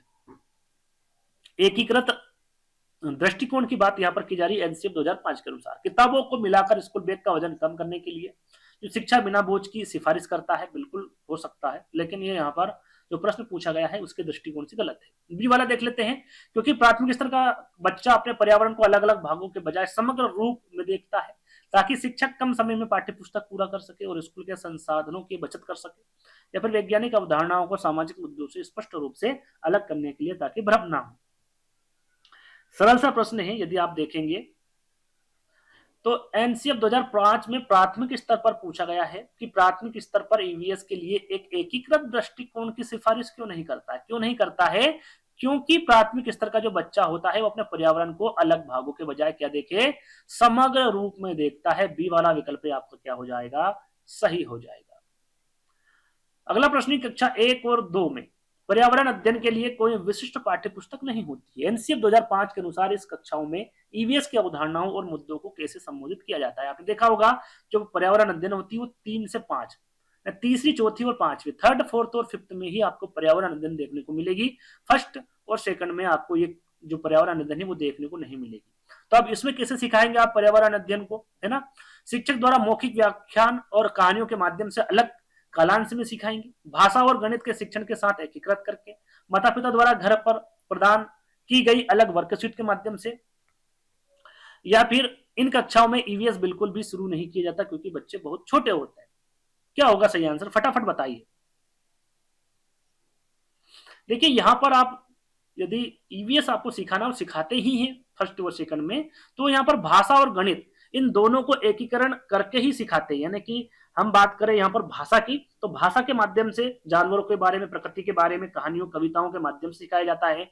और गणित में पेड़ों की गिनती, पानी की मात्रा, मापन, आकृतियों की पहचान, इसके माध्यम से आप पर्यावरण को बेहतर तरीके से सिखा सकते हैं और इनको अलग विषय ना मानकर इसे एकीकृत रूप में बच्चों को सिखा सकते हैं, है ना। तो यहाँ पर बी वाला विकल्प क्या हो जाएगा, भाषा और गणित के शिक्षण के साथ एकीकृत करके ईवीएस को आप पढ़ा सकते हैं, यानी संबोधित कर सकते हैं। बी वाला विकल्प आपका सही हो जाएगा। अगला प्रश्न है, निम्नलिखित में से कौन सा ईवीएस पाठ्यक्रम में व्यापक थीम परिवार और मित्र के अंतर्गत एक उप थीम है। जैसा कि आप सभी को पता होगा कि थीम कितने प्रकार की होती है भैया, ईवीएस में थीम 6 प्रकार की होती है और वो एक कौन सी एक थीम है जिसकी उप थीम होती है, और एक ही है वो परिवार और मित्र। परिवार और मित्र ही एक ऐसा थीम है जिसकी उप थीम होती, बाकी किसी की भी उप थीम नहीं होती। पहले हम 6 थीम के बारे में जान लेते हैं, परिवार और मित्र, भोजन, आश्रय, जल, यात्रा, चीजें जो हम बनाते हैं। 6 प्रकार की थीम होती है। इसमें उप थीम किसकी होती, परिवार और मित्र की। कौन कौन सी होती है, रिश्ते, काम और खेल, जानवर और पौधे। अब यहाँ पर आप समझ गए होंगे कि भैया यहाँ पर कौन सी उप थीम है, फटाफट आंसर बताइए कौन सा होगा भैया, पौधा, प्लांट। ये क्या है, एक प्रकार की उप थीम है। भोजन, आवास और हम जो चीजें बनाते हैं और करते हैं ये थीम के अंतर्गत आएगी। तीसरा वाला विकल्प आपका सही हो जाएगा। एक ईवीएस शिक्षिका कक्षा में एक चित्र दिखाती है जिसमें एक महिला ट्रैक्टर चला रही है और एक पुरुष खाना बना रहा है। इस गतिविधि का मुख्य शैक्षणिक उद्देश्य क्या होगा। सरल सा प्रश्न, 4 विकल्प पढ़ेंगे, आंसर आपके सामने होगा। यहाँ दिखाना कि आधुनिक समय में पुरुष बेहतर रसोई होते हैं, लिंग रूढ़ियों को चुनौती देना और समानता पर चर्चा शुरू करना, खेती में आधुनिक तकनीकी का उपयोग के बारे में सिखाना, या फिर छात्रों का मनोरंजन करना, क्योंकि यहाँ एक असामान्य दृश्य है। तो यहाँ पर हम ईवीएस की बात कर रहे हैं और उसमें यहाँ पर महिला ट्रैक्टर चला रही है और पुरुष खाना बना रहा है, तो ये लिंग रूढ़िवादिता में चला जाएगा। लिंग रूढ़ियों को चुनौती देता है और समानता पर चर्चा शुरू करना, बी वाला विकल्प आपका सही हो जाएगा। अगला प्रश्न है कि एक दृष्टिबाधित छात्र को ईवीएस की कक्षा में प्रभावी रूप से शामिल करने के लिए शिक्षक को निम्नलिखित में से किस रणनीति का उपयोग करना होगा। 4 विकल्प हैं, कूट में आपको आंसर देना है कि क्या सही है। कक्षा में केवल मौखिक स्पष्टीकरण पर निर्भर रहना। आप देखेंगे प्रश्न आपका क्या हो जाएगा भैया, प्रश्न आपका है पॉजिटिव, और मैंने क्या बताया, जहां पॉजिटिव आए वहां केवल का कहीं कोई सा भी विकल्प हो वो हमेशा गलत होगा। मौखिक स्पष्टीकरण पर निर्भर वैसे भी नहीं होता है एक दृष्टिबाधित छात्र पर, तो यहाँ पर केवल लिखा है तो ये आपका गलत हो गया। ठीक, आगे देखेंगे। स्पर्शनीय सामग्री और उभरे हुए मानचित्र का उपयोग करना। एक दृष्टिबाधित देख नहीं सकता बच्चा, बिल्कुल स्पर्शी सामग्री और उभरे हुए मानचित्र का उपयोग कर सकते हैं। दूसरा वाला विकल्प आपका सही होगा, जिसे छूकर महसूस किया जा सकता है ना। तीसरा विकल्प है सहपाठी शिक्षण को हतोत्साहित करना ताकि बच्चा भ्रमित ना हो। तो यहाँ पर देखिए हमें हतोत्साहित नहीं करना है, हमें प्रोत्साहित करना है। हतोत्साहित नहीं करना है, क्या करना, प्रोत्साहित करना है। तो आपका जो तीसरा वाला विकल्प है ये भी गलत हो गया। श्रवण आधारित संसाधनों का अधिक उपयोग करना। वो एक दृष्टिबाधित बच्चा है, देख नहीं सकता है, तो बिल्कुल आप श्रवण आधारित जो संसाधन है उसका अधिक से अधिक उपयोग कर सकते हैं। ऑडियो रिसोर्स जो होते हैं उनका उपयोग आप कर सकते हैं।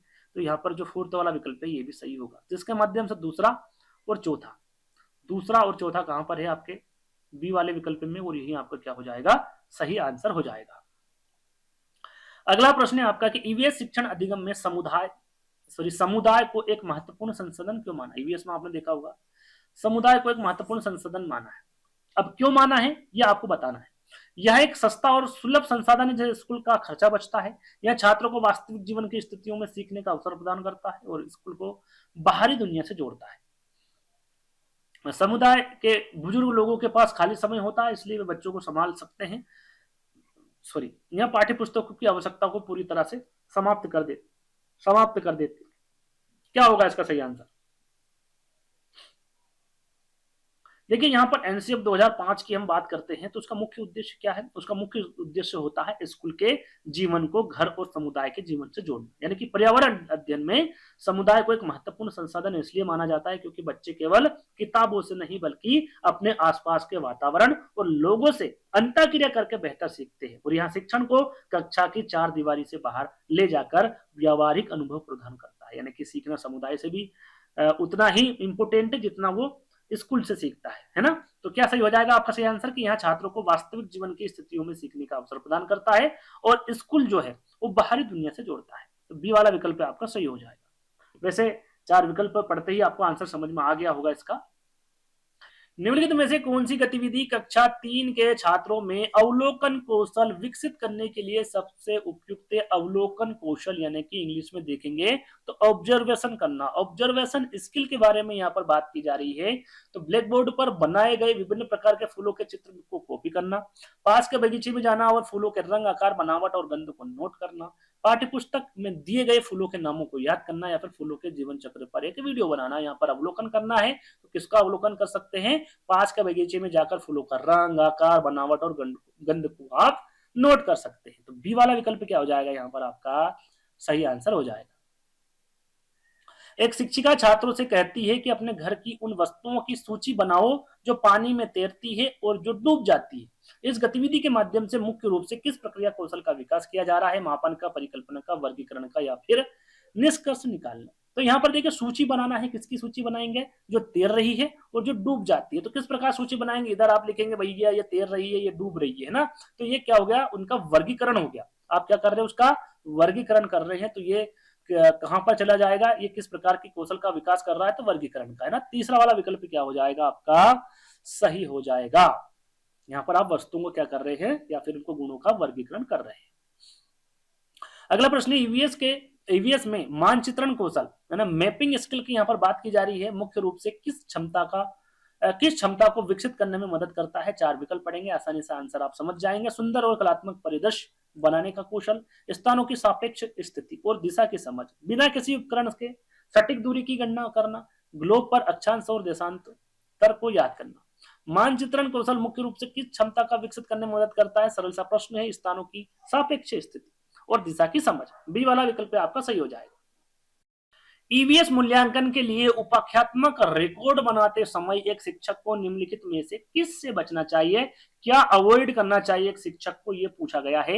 यहाँ पर एक शब्द दिया हुआ है उपाख्यात्मक रिकॉर्ड। ये क्या होता है भैया? इसमें तो एक शिक्षक द्वारा दर्ज की गई एक छोटी या फिर तथ्यात्मक कहानी होती है जो किसी छात्र के विशिष्ट व्यवहार, बातचीत या फिर घटनाओं का वर्णन करती है, जो उसकी प्रगति, रुचियां, जो शक्तियां होती हैं और चुनौतियां होती हैं उसको समझने में मदद करती है। ये होता है उपाख्यात्मक रिकॉर्ड। उसमें कुछ चीजें को लिखना होता है। अब यहाँ पर 4 विकल्प दे रखे हैं, उसमें कूट में आपको आंसर देना कि क्या सही है क्या गलत है। तो यहाँ पर पहला विकल्प पढ़ते हैं, मुख्य रूप से समस्याग्रस्त व्यवहारों की पहचान करना।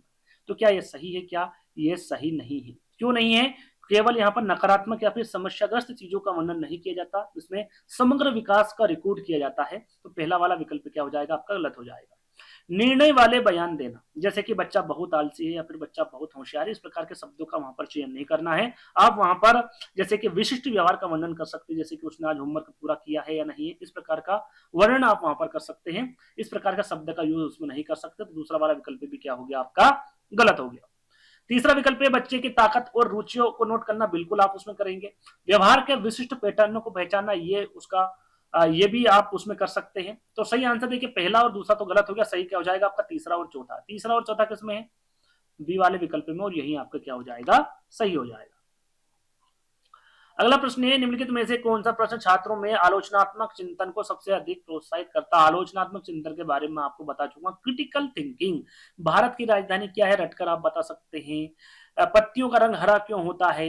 यदि पृथ्वी से सारा पानी सूख जाए तो क्या होगा? जल चक्र का आरेख बनाए। क्या होगा सही आंसर? 11वें का। तो यहाँ पर देखिए भारत की राजधानी क्या होगी? आप सरल सा इसको बता सकते हैं, यानी कि रटकर आप इसे लिख सकते हैं। पत्तियों का रंग हरा क्यों है? ये भी तथ्यात्मक प्रश्न है। जल चक्र का आरेख आप बता सकते हैं। लेकिन यदि पृथ्वी का सारा पानी सूख जाए तो क्या होगा? इसमें आपको तर्क करना होगा, थोड़ा सोचना पड़ेगा, यानी कि आलोचनात्मक चिंतन करना पड़ेगा। ये क्रिटिकल थिंकिंग जैसा सवाल है। तो तीसरा वाला विकल्प क्या हो जाएगा? आपका यहाँ पर सही हो जाएगा। ठीक, आगे बढ़ेंगे। एक शिक्षक छात्र द्वारा किए गए सभी कार्य, चित्र, वर्कशीट, प्रोजेक्ट, रिपोर्ट, अवलोकन, नोट्स को एक फोल्डर में एकत्र करता है। इस मूल्यांकन उपकरण को क्या कहा जाता है? सरल सा प्रश्न है। उपाख्यानात्मक रिकॉर्ड, पोर्टफोलियो, रूबिक्स या फिर अवलोकन सूची, क्या कहा जाता है? तो सभी को पता है भैया, इसे पोर्टफोलियो कहा जाता है। क्या कहा जाता है? पोर्टफोलियो कहा जाता है। बी वाला विकल्प आपका सही होगा। फिर से यहाँ पर एक अभिकथन और कारण दे रखा है। अभिकथन को पढ़ेंगे। ईवीएस शिक्षक को कक्षा में कहानियां और आख्यानों का प्रचुरता में उपयोग करना चाहिए। कारण क्या है इसका? कि कहानियां छात्रों को दूसरे के दृष्टिकोण से दुनिया को देखने और भावनाओं से जुड़ने में मदद करती है, जो संदर्भगत सीखने को बढ़ावा देती है। क्या इसका अभिकथन और कारण दोनों सही है क्या? वो देख लेते हैं। तो एनसीएफ 5 के अनुसार हम देखें तो कहानियों को ईवीएस का अभिन्न अंग मानता है एनसीएफ 2005। तो क्या यहाँ पर अभिकथन सही है क्या कि ईवीएस शिक्षक को कक्षा में कहानियां और आख्यानों का प्रचुरता से उपयोग करना चाहिए? बिल्कुल करना चाहिए। अभिकथन क्या हो गया आपका? सही होगा। कारण यहाँ पर बताना है, क्या कारण सही है? क्या कारण क्या बताया गया है कि कहानियां छात्रों को दूसरे के दृष्टिकोण से दुनिया को देखने और भावनाओं से जुड़ने में मदद करती है, जो संदर्भगत सीखने को बढ़ावा देती है। तो यहाँ पर कहीं ना कहीं कारण भी सही दर्शा रहा है। तो ए और आर दोनों सत्य है, क्योंकि आर जो है वो एक ही क्या कर रहा है? सही व्याख्या करता है। तो पहला वाला विकल्प क्या हो जाएगा आपका? सही हो जाएगा। अगला प्रश्न, बीज अंकुरण की अवधारणा पढ़ाते समय शिक्षक छात्रों को बीज बोने और प्रतिदिन अवलोकन रिकॉर्ड करने के लिए कहता है। तो यह गतिविधि किस शिक्षण सिद्धांत पर आधारित है? क्या व्यवहारवाद पर है, अवलोकन अधिगम पर है, अनुभवात्मक अधिगम पर है, या फिर शास्त्रीय अनुबंधन पर है? तो सही आंसर क्या होगा भैया? ये अनुभवात्मक अधिगम पर आधारित होगी। तीसरा वाला विकल्प आपका क्या हो जाएगा? यहाँ पर सही हो जाएगा। फिर से यहाँ पर एक अधिकथन सॉरी अभिकथन और कारण दे रखा है। अभिकथन क्या है कि प्राथमिक स्तर पर ईवीएस पाठ्यक्रम को विज्ञान और सामाजिक विज्ञान के रूप में वर्गीकृत नहीं किया गया है। क्या ये अभिकथन कारण को सही दर्शा रहा है? क्या इस आयु वर्ग के शिक्षार्थी संज्ञानात्मक रूप से इतने परिपक्व नहीं होते हैं कि वे अनुशासनात्मक सीमाओं को समझ सके, वे समग्र रूप से सीखते हैं? तो क्या ये सही है? क्या देखते हैं शुरू से। अभी कथन देख लेते हैं कि प्राथमिक स्तर पर ईवीएस पाठ्यक्रम को विज्ञान और सामाजिक विज्ञान के रूप में वर्गीकृत नहीं किया गया है। तो क्या सही है? बिल्कुल सही है। ईवीएस में आपने देखा होगा एक जो थीम होती है कितने प्रकार की होती है? 6 प्रकार की होती है। उसमें परिवार एवं मित्र है, तो उसमें 4 उप थीम बताई गई है, जिसमें पौधे और जानवर भी है। यदि चाहे तो ये विज्ञान की श्रेणी में आता है, लेकिन विज्ञान और सामाजिक विज्ञान की श्रेणी में उसे नहीं रखा गया है। यानी कि उदाहरण के तौर पर हम समझे कि एक छोटा बच्चा है घर में, यदि उनसे पूछे कि भाई आपके घर में कितने सदस्य हैं, तो वो बताता है कि मेरे घर में 4 सदस्य हैं। कौन कौन है भैया घर में? मेरे माता पिता है, मैं हूं, और मेरा एक जो कुत्ता है उसका नाम भी कहीं टोमी रख दिया कि टोमी है। तो टोमी को भी वो अपना परिवार समझता, परिवार का हिस्सा समझता। कहीं कहीं वो 5 सदस्य भी बता सकता है। जो बाहर तुलसी का पौधा होता है उससे भी कहीं ना कहीं वो अटैच रहता है, उसको भी वो घर का सदस्य मानता है। तो ये एक विज्ञान और सामाजिक विज्ञान की दृष्टि से नहीं मानता है वो उसके जो समग्र रूप से सीखता है बच्चा है ना, उसी में आपके जानवर भी आ गए, उसी में आपके पौधे भी आ गए, उसमें आपका संबंध वगैरह जो चार आपके उपथीम में कार्य और खेल, ये 4 प्रकार के जो उपथीम है वो इसलिए रखी गई है परिवार और मित्र में कि अलग अलग नहीं करेंगे, इनको विज्ञान के रूप में नहीं दर्शाएंगे, इसको सामाजिक विज्ञान के रूप में नहीं दर्शाएंगे, है ना। तो जो पहला वाला विकल्प है जो आपका अभिकथन है वो बिल्कुल सही है। क्या कारण सही है? क्या इस आयु वर्ग के शिक्षार्थी संज्ञानात्मक रूप से इतने परिपक्व नहीं होते? बिल्कुल नहीं होते कि वे अनुशासनात्मक सीमाएं को समझ सके, वे समग्र रूप से सीखते हैं। यानी कि जो कुत्ता है उसका वैज्ञानिक नाम उसे नहीं सीखना है कि उसका वैज्ञानिक नाम ये है, वो सीखेगा भी नहीं, है ना। वो समग्र रूप से वहां पर सीखेगा कि ये कुत्ता है, इसका नाम ये है और ये मेरे घर का सदस्य है। इस प्रकार से वो उस चीजों को समझेगा। उसके बाद जैसे जैसे बड़ा होगा उसके बाद उन चीजों को, सारी चीजों को समझने लग जाएगा। तो बिल्कुल आपका अभिकथन और कारण बिल्कुल सही है। तो ए और आर दोनों सत्य है और आर क्या है? एक ही सही व्याख्या कर रहा है। तो पहला वाला विकल्प आपका सही हो जाएगा। अब यहाँ पर 15 प्रश्न आपके पर्यावरण पेडागोजी की भी समाप्त होता है। अब इनमें कितने नंबर आ रहे हैं कमेंट्स के माध्यम से बताइएगा। चलिए अब बात करते हैं यहाँ पर गणित पेडागोजी के 15 प्रश्नों के बारे में। यहाँ पर भी आपको बताना है कि इन 15 प्रश्नों में आपको कितने नंबर आ रहे हैं। तो पहला प्रश्न है आपका गणित पेडागोजी का कि एनसीएफ 2005 में उल्लेखित गणित का लंबा आकार किस ओर संकेत करता है। यहाँ पर गणित का लंबा आकार जो होता है किस ओर संकेत करेगा भैया? कि चुनौतीपूर्ण समस्याओं को हल करना ताकि बच्चे व्यस्त रहें, गणित के खेल और पहेलियां बनाना, व्यवहारिक और क्रियाशील अनुभव प्रदान करना, एक संकल्पना का दूसरी संकल्पना पर निर्माण करना।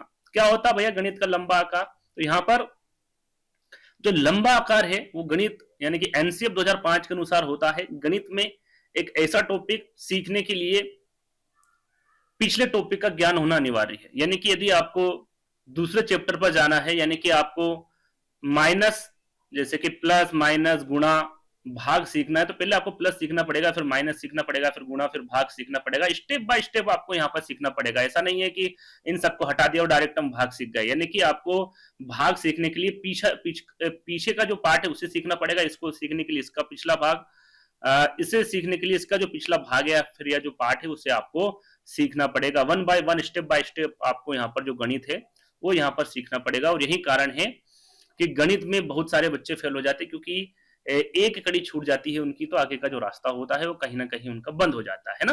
तो गणित का जो लंबा आकार ये किस ओर संकेत करता है, ये पूछा गया है। तो ये एक संकल्पना का दूसरी संकल्पना पर निर्माण करना है ना, यानी कि स्टेप बाय स्टेप, सीढ़ी बाय सीढ़ी। यदि एक ईंट आपने रखी, उसके ऊपर दूसरी ईंट रखी, फिर तीसरी ईंट रखी, यानी कि आपको पहली ईंट रखना जरूरी है। ऐसा नहीं है कि तीसरी डायरेक्ट रख दी, यानी कि आपको पहले जोड़ना आना चाहिए, फिर घटाना आना चाहिए, फिर गुणा करना आना चाहिए, फिर भाग देना आना चाहिए, फिर जो आगे की जो सवाल है वो होना चाहिए, फिर उसके आगे के सवाल, ऐसे स्टेप बाय स्टेप आप चलेंगे, है ना। तो गणित का लंबा आकार क्या दर्शाता है, एक संकल्पना का दूसरी संकल्पना पर निर्माण करना दर्शाता है। डी वाला विकल्प आपका सही होगा। ठीक, अगला प्रश्न। एक कक्षा 5 का छात्र वर्ग को आयत मानने से इनकार करता है। उसका तर्क है कि आयत की आमने सामने की जो भुजा होती है वो बराबर होती है, जबकि वर्ग की चारों भुजाएं बराबर होती है, इसलिए वे अलग है। वेन हेले के सिद्धांत के अनुसार छात्र किस स्तर पर है। जो वेन हेले का सिद्धांत है, इनके द्वारा जो सिद्धांत दिया गया, उसमें कौन से स्तर पर भाई बच्चा, स्तर 0 चक्षुषीकरण, स्तर फर्स्ट विश्लेषण, स्तर 2 अनौपचारिक निगमन, स्तर 3 औपचारिक निगमन। कौन से स्तर पर है बच्चा, तो वो स्तर फर्स्ट पे है बच्चा, यानी कि विश्लेषण पर है। जो 0 होता है उसमें बच्चा केवल शक्ल देखता रहता है ना, चक्षुषीकरण, जिससे आपको पता चल ही रहा होगा। और स्तर 1 का जो विश्लेषण है, इसमें बच्चा आकृति के गुणों को जानता है। जो बच्चा जो आकृति होती है उनके गुणों के बारे में जानता है, जैसे कि वर्ग में 4 भुजाएं होती है, डिग्री 90 डिग्री का कोण होता है, लेकिन वो यह नहीं समझ पाता है कि एक आकृति दूसरी आकृति का हिस्सा हो जाती है, यानी कि संबंध स्थापित कर पाती है एक दूसरे में। ये बच्चा यहाँ पर नहीं समझ पाता है, तो वो जो स्तर होता है आपका वेन हिले के सिद्धांत के अनुसार स्तर फर्स्ट होता है। बी वाला विकल्प आपका सही हो जाएगा। ठीक, अगला प्रश्न।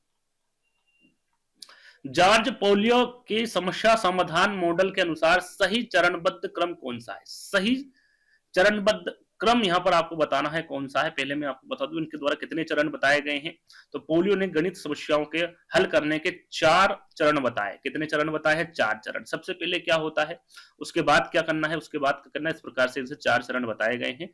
तो पहला इनके द्वारा जो चरण बताया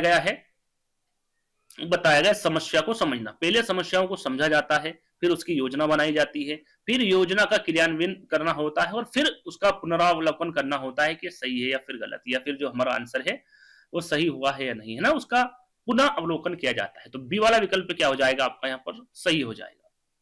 अगला प्रश्न। कक्षा सेकंड के छात्रों को हासिल वाले जोड़ और स्थानीय मान की अवधारणा समझाने के लिए सबसे उपयुक्त उपकरण कौन। यहाँ पर देखिए स्थानीय मान आपको समझाना है।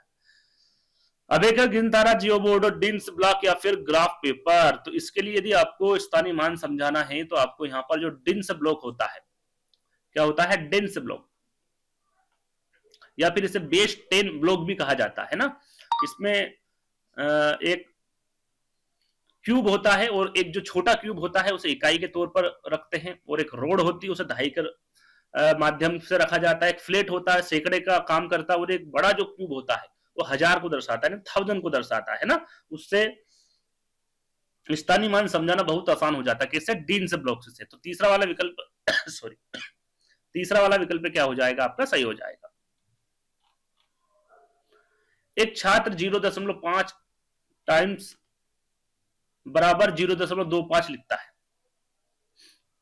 लेकिन जब उससे पूछा जाता है कि कौन सी संख्या बड़ी है, तो वहां कहता है कि 0.25 बड़ा है 0.5 से। इस भ्रांति का सबसे संभावित कारण क्या है। यहां पर देखिए उसका कहना है कि 0.25 बड़ा है 0.5, एक प्रकार की भ्रांति है। तो इसका सबसे संभावित कारण क्या है ये बताना। छात्र को गुणा करना नहीं आता है क्या, छात्र पूर्ण संख्याओं के तथ्यों का सामान्यकरण दशमलव संख्याओं पर कर रहा है, छात्र लापरवाह है और ध्यान नहीं देता, या फिर उसे कक्षा 5 में फिर से पढ़ाना चाहिए। क्या हो सकता है।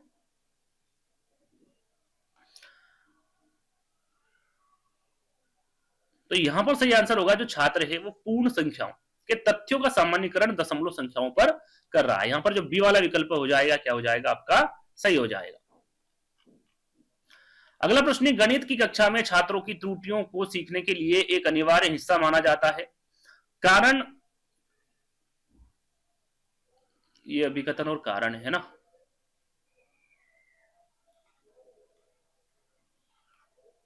ये अभिकथन ए दे रखा है और ये आर दे रखा है ना, यहाँ थोड़ा सा प्रश्न ऊपर नीचे हो गया है, कोई बात नहीं, इसी को हम समझा देते हैं आपको इसी से।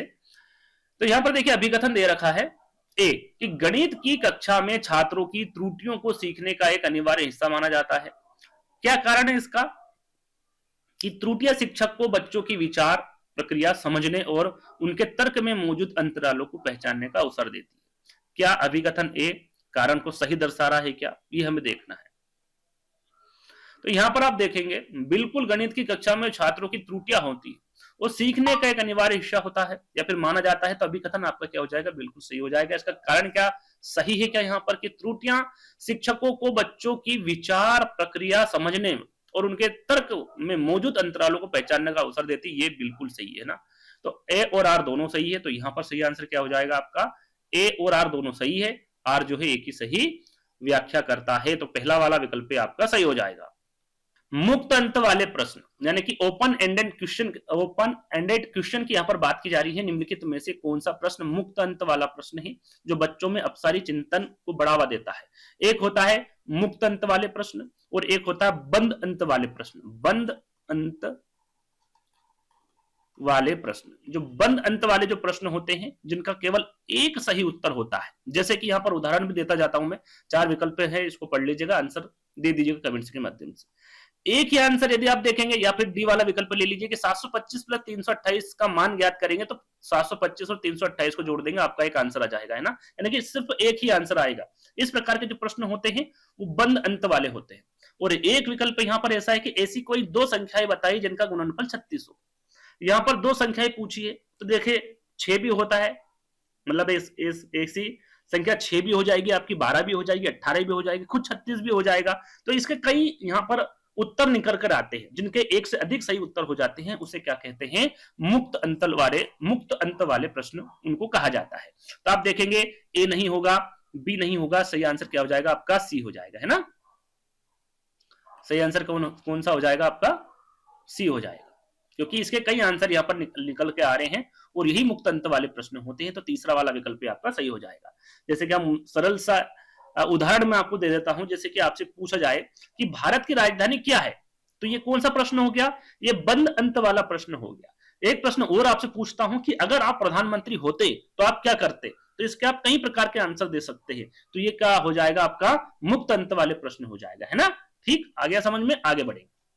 एनईपी 2020 ने मूलभूत साक्षरता और संख्यात्मकता यहाँ पर एफएलएन की बात की जा रही है के तहत किस गणितीय कौशल पर जोर दिया है, जिसे फाउंडेशनल स्टेज से ही शुरू किया जाना चाहिए। यदि आप एनईपी 2020 समझना चाहते हैं तो एक प्रॉपर वीडियो बनाया है, उसको देख लीजिएगा, सारी चीज आपको आसानी से समझ में आ जाएगी। तो यहाँ पर त्रिकोणमिति और जटिल बीजगणित है, कोडिंग और सॉफ्टवेयर डेवलपमेंट है, गणितीय और कम्युनिकेशन सोच है, केवल 100 तक की गिनती रटना है। तो क्या हो जाएगा सही आंसर, गणितीय और कम्युनिकेशन सोच। यहाँ पर देखिए कम्युनिकेशन सोच लिखा हुआ है, इसका मतलब कंप्यूटर चलाना नहीं होता है, बल्कि जो समस्याओं होता है उनका क्रमबद्ध तरीके से हल करना होता है, यानी कि स्टेप बाय स्टेप हल करना, है ना। यदि उदाहरण के तौर पे मैं आपको बताऊं, जो कक्षा पहली का जो बच्चा है उसे आप ये सिखाएंगे कि सुबह उठकर पहले ब्रश करते हैं, फिर नाश्ता करते हैं, यानी क्रमबद्ध तरीके से उसे पढ़ाएंगे, आप उनको सिखाएंगे, है ना। तो ये तीसरा वाला विकल्प क्या हो जाएगा आपका, सही हो जाएगा। गणित में नैदानिक परीक्षण का मुख्य उद्देश्य क्या होना चाहिए। यहां पर देखिए नैदानिक परीक्षण के बारे में आपको बता चुका था, देखते हैं सही होगा आपका आंसर या फिर नहीं। बच्चों को कमजोर और होशियार की श्रेणी में बांटना, अभिभावकों को रिपोर्ट कार्ड में ग्रेड देना, बच्चों की समझ में रह गई कमियों को जानना, या फिर अंतिम परीक्षा के लिए प्रश्न पत्र तैयार करना। क्या बताया था मैंने, नैदानिक परीक्षण यानी कि बच्ची की जो कमी है उसको जानना, है ना, यानी कि बच्चों की समझ में रह गई कमियों को जानना, ये आपका नैदानिक परीक्षण हो जाएगा। तो तीसरा वाला विकल्प क्या हो जाएगा आपका, सही हो जाएगा। इसके बारे में आपको बता चुका हूं। एक शिक्षक पहले कक्षा में कई अलग अलग त्रिभुज दिखाता है और छात्रों से उनके कोणों को मापने के लिए कहता है। छात्र पाते हैं कि हर बार तीनों कोणों का योग कितना आ रहा है, 180 डिग्री आता है। अंत में शिक्षक निष्कर्ष निकालता है कि त्रिभुज के तीनों कोणों का योग कितना होता है, 180 डिग्री होता है। यहाँ कौन सी विधि है भैया, ये विधि के बारे में आपको बताना है, निगमन, आगमन, व्याख्यान या फिर विश्लेषण। जल्दी फटाफट बताइए कौन सी विधि होगी। इसमें यहां पर आप देखेंगे तो पहले यहां पर क्या दिया जा रहा है, उदाहरण दिया जा रहा है और फिर नियम बताया जा रहा है। अब बताइए कौन सी विधि होगी, वो हो जाएगी आपकी आगमन विधि। क्या हो जाएगी, आगमन विधि। क्या हो रहा है इसमें, पहले उदाहरण दिया जा रहा है, उसके बाद में नियम बताए जा रहे हैं ना, तो बी वाला विकल्प आपका क्या हो जाएगा, सही हो जाएगा।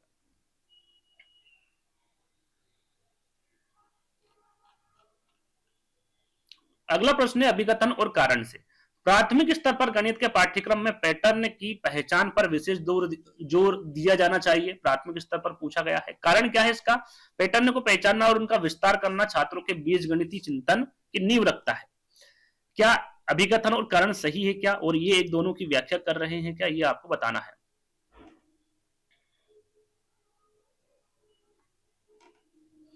तो यहां पर देखेंगे हम अभिकथन कारण दोनों को, है ना। तो अभिकथन क्या कह रहा है कि प्राथमिक स्तर पर गणित के पाठ्यक्रम में पैटर्न की पहचान पर विशेष जोर दिया जाना चाहिए। क्या, बिल्कुल पैटर्न के माध्यम से ही आप बच्चे को सिखा सकते हैं। तो अभिकथन आपका क्या हो जाएगा, बिल्कुल सही हो जाएगा। कारण देखेंगे क्या सही है क्या, कारण पैटर्न को पहचानना और उसके विस्तार करना छात्रों के बीज गणितीय चिंतन की नींव रखता है क्या, बिल्कुल रखता है। कारण भी आपका क्या हो जाएगा, यहाँ पर बिल्कुल सही हो जाएगा, यानी कि ए और आर दोनों सही है और आर यहाँ पर एक ही सही व्याख्या करता है। पहला वाला विकल्प आपका सही हो जाएगा। एनसीएफ 2005 के अनुसार कक्षा में सामुदायिक गणित जैसे कि सब्जी वाले का हिसाब को शामिल करने का क्या लाभ है। यहाँ पर लाभ आपको बताना है, इस प्रकार का क्या लाभ है एनसीएफ 2005 के अनुसार। यहाँ बच्चों को स्कूल छोड़ने और सब्जी बेचने के लिए प्रेरित करता है। यह कक्षा में औपचारिक गणित और बच्चे के बाहरी जीवन के अनौपचारिक गणित के बीच एक पुल का काम करता है। यहाँ शिक्षकों का काम कम करता है, यहाँ केवल कमजोर छात्रों के लिए है। तो सरल सा प्रश्न है, क्या हो जाएगा कि यहाँ कक्षा में औपचारिक गणित और बच्चे की बाहरी जीवन को अनौपचारिक गणित के बीच में एक पुल का काम करता है। तो बी वाला विकल्प क्या हो जाएगा, सही हो जाएगा। जियो बोर्ड का उपयोग मुख्य रूप से छात्रों में किस अवधारणा को विकसित करने के लिए नहीं किया जा सकता। देखिए यहाँ पर नेगेटिव प्रश्न पूछा गया है, किसके लिए नहीं किया जा सकता यह बताना है। बहुभुजों के प्रकार, त्रिभुज, आयत आदि, परिणाम और क्षेत्रफल के बीच का अंतर, 3D आकृति जैसे गोला, बेलन का आयतन, या फिर समरूपता। क्या हो जाएगा सही आंसर।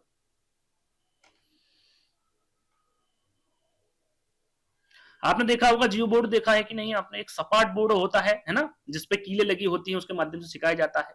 तो इसमें आप बहुभुजों के प्रकार देख सकते हैं, परिणाम और क्षेत्र के बीच अंतर देख सकते हैं, समरूपता, लेकिन 3D आकृति जैसे गोला और बेलन का आयतन आप उसमें नहीं निकाल सकते, है ना। तो तीसरा वाला विकल्प क्या हो जाएगा आपका, सही हो जाएगा। एक छात्र दी गई समस्या को हल करने के लिए उपयुक्त गणितीय सूत्र का चयन करता है।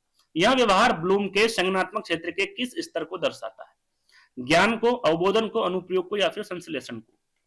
तो सही आंसर हो जाएगा आपका ये अनुप्रयोग को दर्शाता है। क्यों दर्शाता है, क्योंकि यह छात्र न केवल सूत्र को याद रख रहा है, बल्कि यहां भी समझ रहा है कि उस सूत्र को वास्तविक समस्या पर कैसे लागू करना है, और किस पर होता है, अनुप्रयोग पर होता है। तो तीसरा वाला विकल्प आपका सही हो जाएगा। अंतिम प्रश्न है, देखिए टोटल मैंने 15 प्रश्न करके आपको यहाँ पर ये 60वां प्रश्न है आपका, है ना। और इन 15 प्रश्नों में भी कितने नंबर आ रहे हैं ये आपको जरूर बताना है, और टोटल जरूर बताना है कि 60 प्रश्न में और कितने नंबर आ रहे हैं आपको, है ना। टोटल कितने हो रहे हैं ये भी आपको बताना है। तो अंतिम प्रश्न है आपका कि अनुसंधान दिखाते हैं कि लड़के और लड़कियों की गणितीय क्षमता में कोई जन्मजात अंतर नहीं होता है, फिर भी माध्यमिक स्तर पर लड़कियां गणित में पीछे रह जाती, इनका मुख्य सामाजिक या फिर शैक्षणिक कारण आपको बताना है क्या है। लड़कियों का मस्तिष्क गणित के लिए नहीं बना है। शिक्षकों और अभिभावकों की यहाँ रूढ़िवादी धारणा है कि गणित पुरुषों का विषय है और लड़कियों को इसमें प्रोत्साहन नहीं की कमी होती है। लड़कियां स्वभाव से ही मेहनत नहीं करना चाहती है, गणित की किताबें बहुत भारी होती है।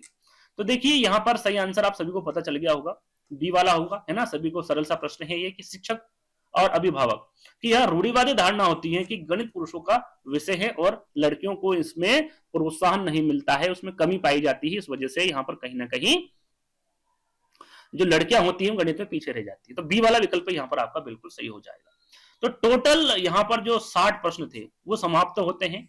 इसमें आपको कितने नंबर आए, हर विषय में अलग अलग पहले आंसर बताना है, सॉरी अलग अलग आपको ये बताना है कि हर सब्जेक्ट में 15 नंबर में से आपको कितने नंबर आ रहे हैं, उसके बाद टोटल करके बताना है कि 60 में से आपको कितने नंबर आ रहे हैं, है ना। ये आपको जरूर बताना है ताकि आपको पता चल सके कि कौन सा विषय आपका कमजोर है, उसकी तैयारी आप अच्छे से कर सकते हैं, है ना, अच्छे से प्रैक्टिस कर सकते हैं। तो आई होप आपको वीडियो पसंद आया हुआ। यदि वीडियो पसंद आता है तो कमेंट के माध्यम से बता सकते हैं और भी हम यहाँ पर वीडियो बना देंगे। तो वीडियो को लाइक करना है, शेयर करना है, चैनल को सब्सक्राइब कर लेना है। जल्द ही दोस्तों एक नई वीडियो के साथ मिलेंगे, जब तक के लिए धन्यवाद।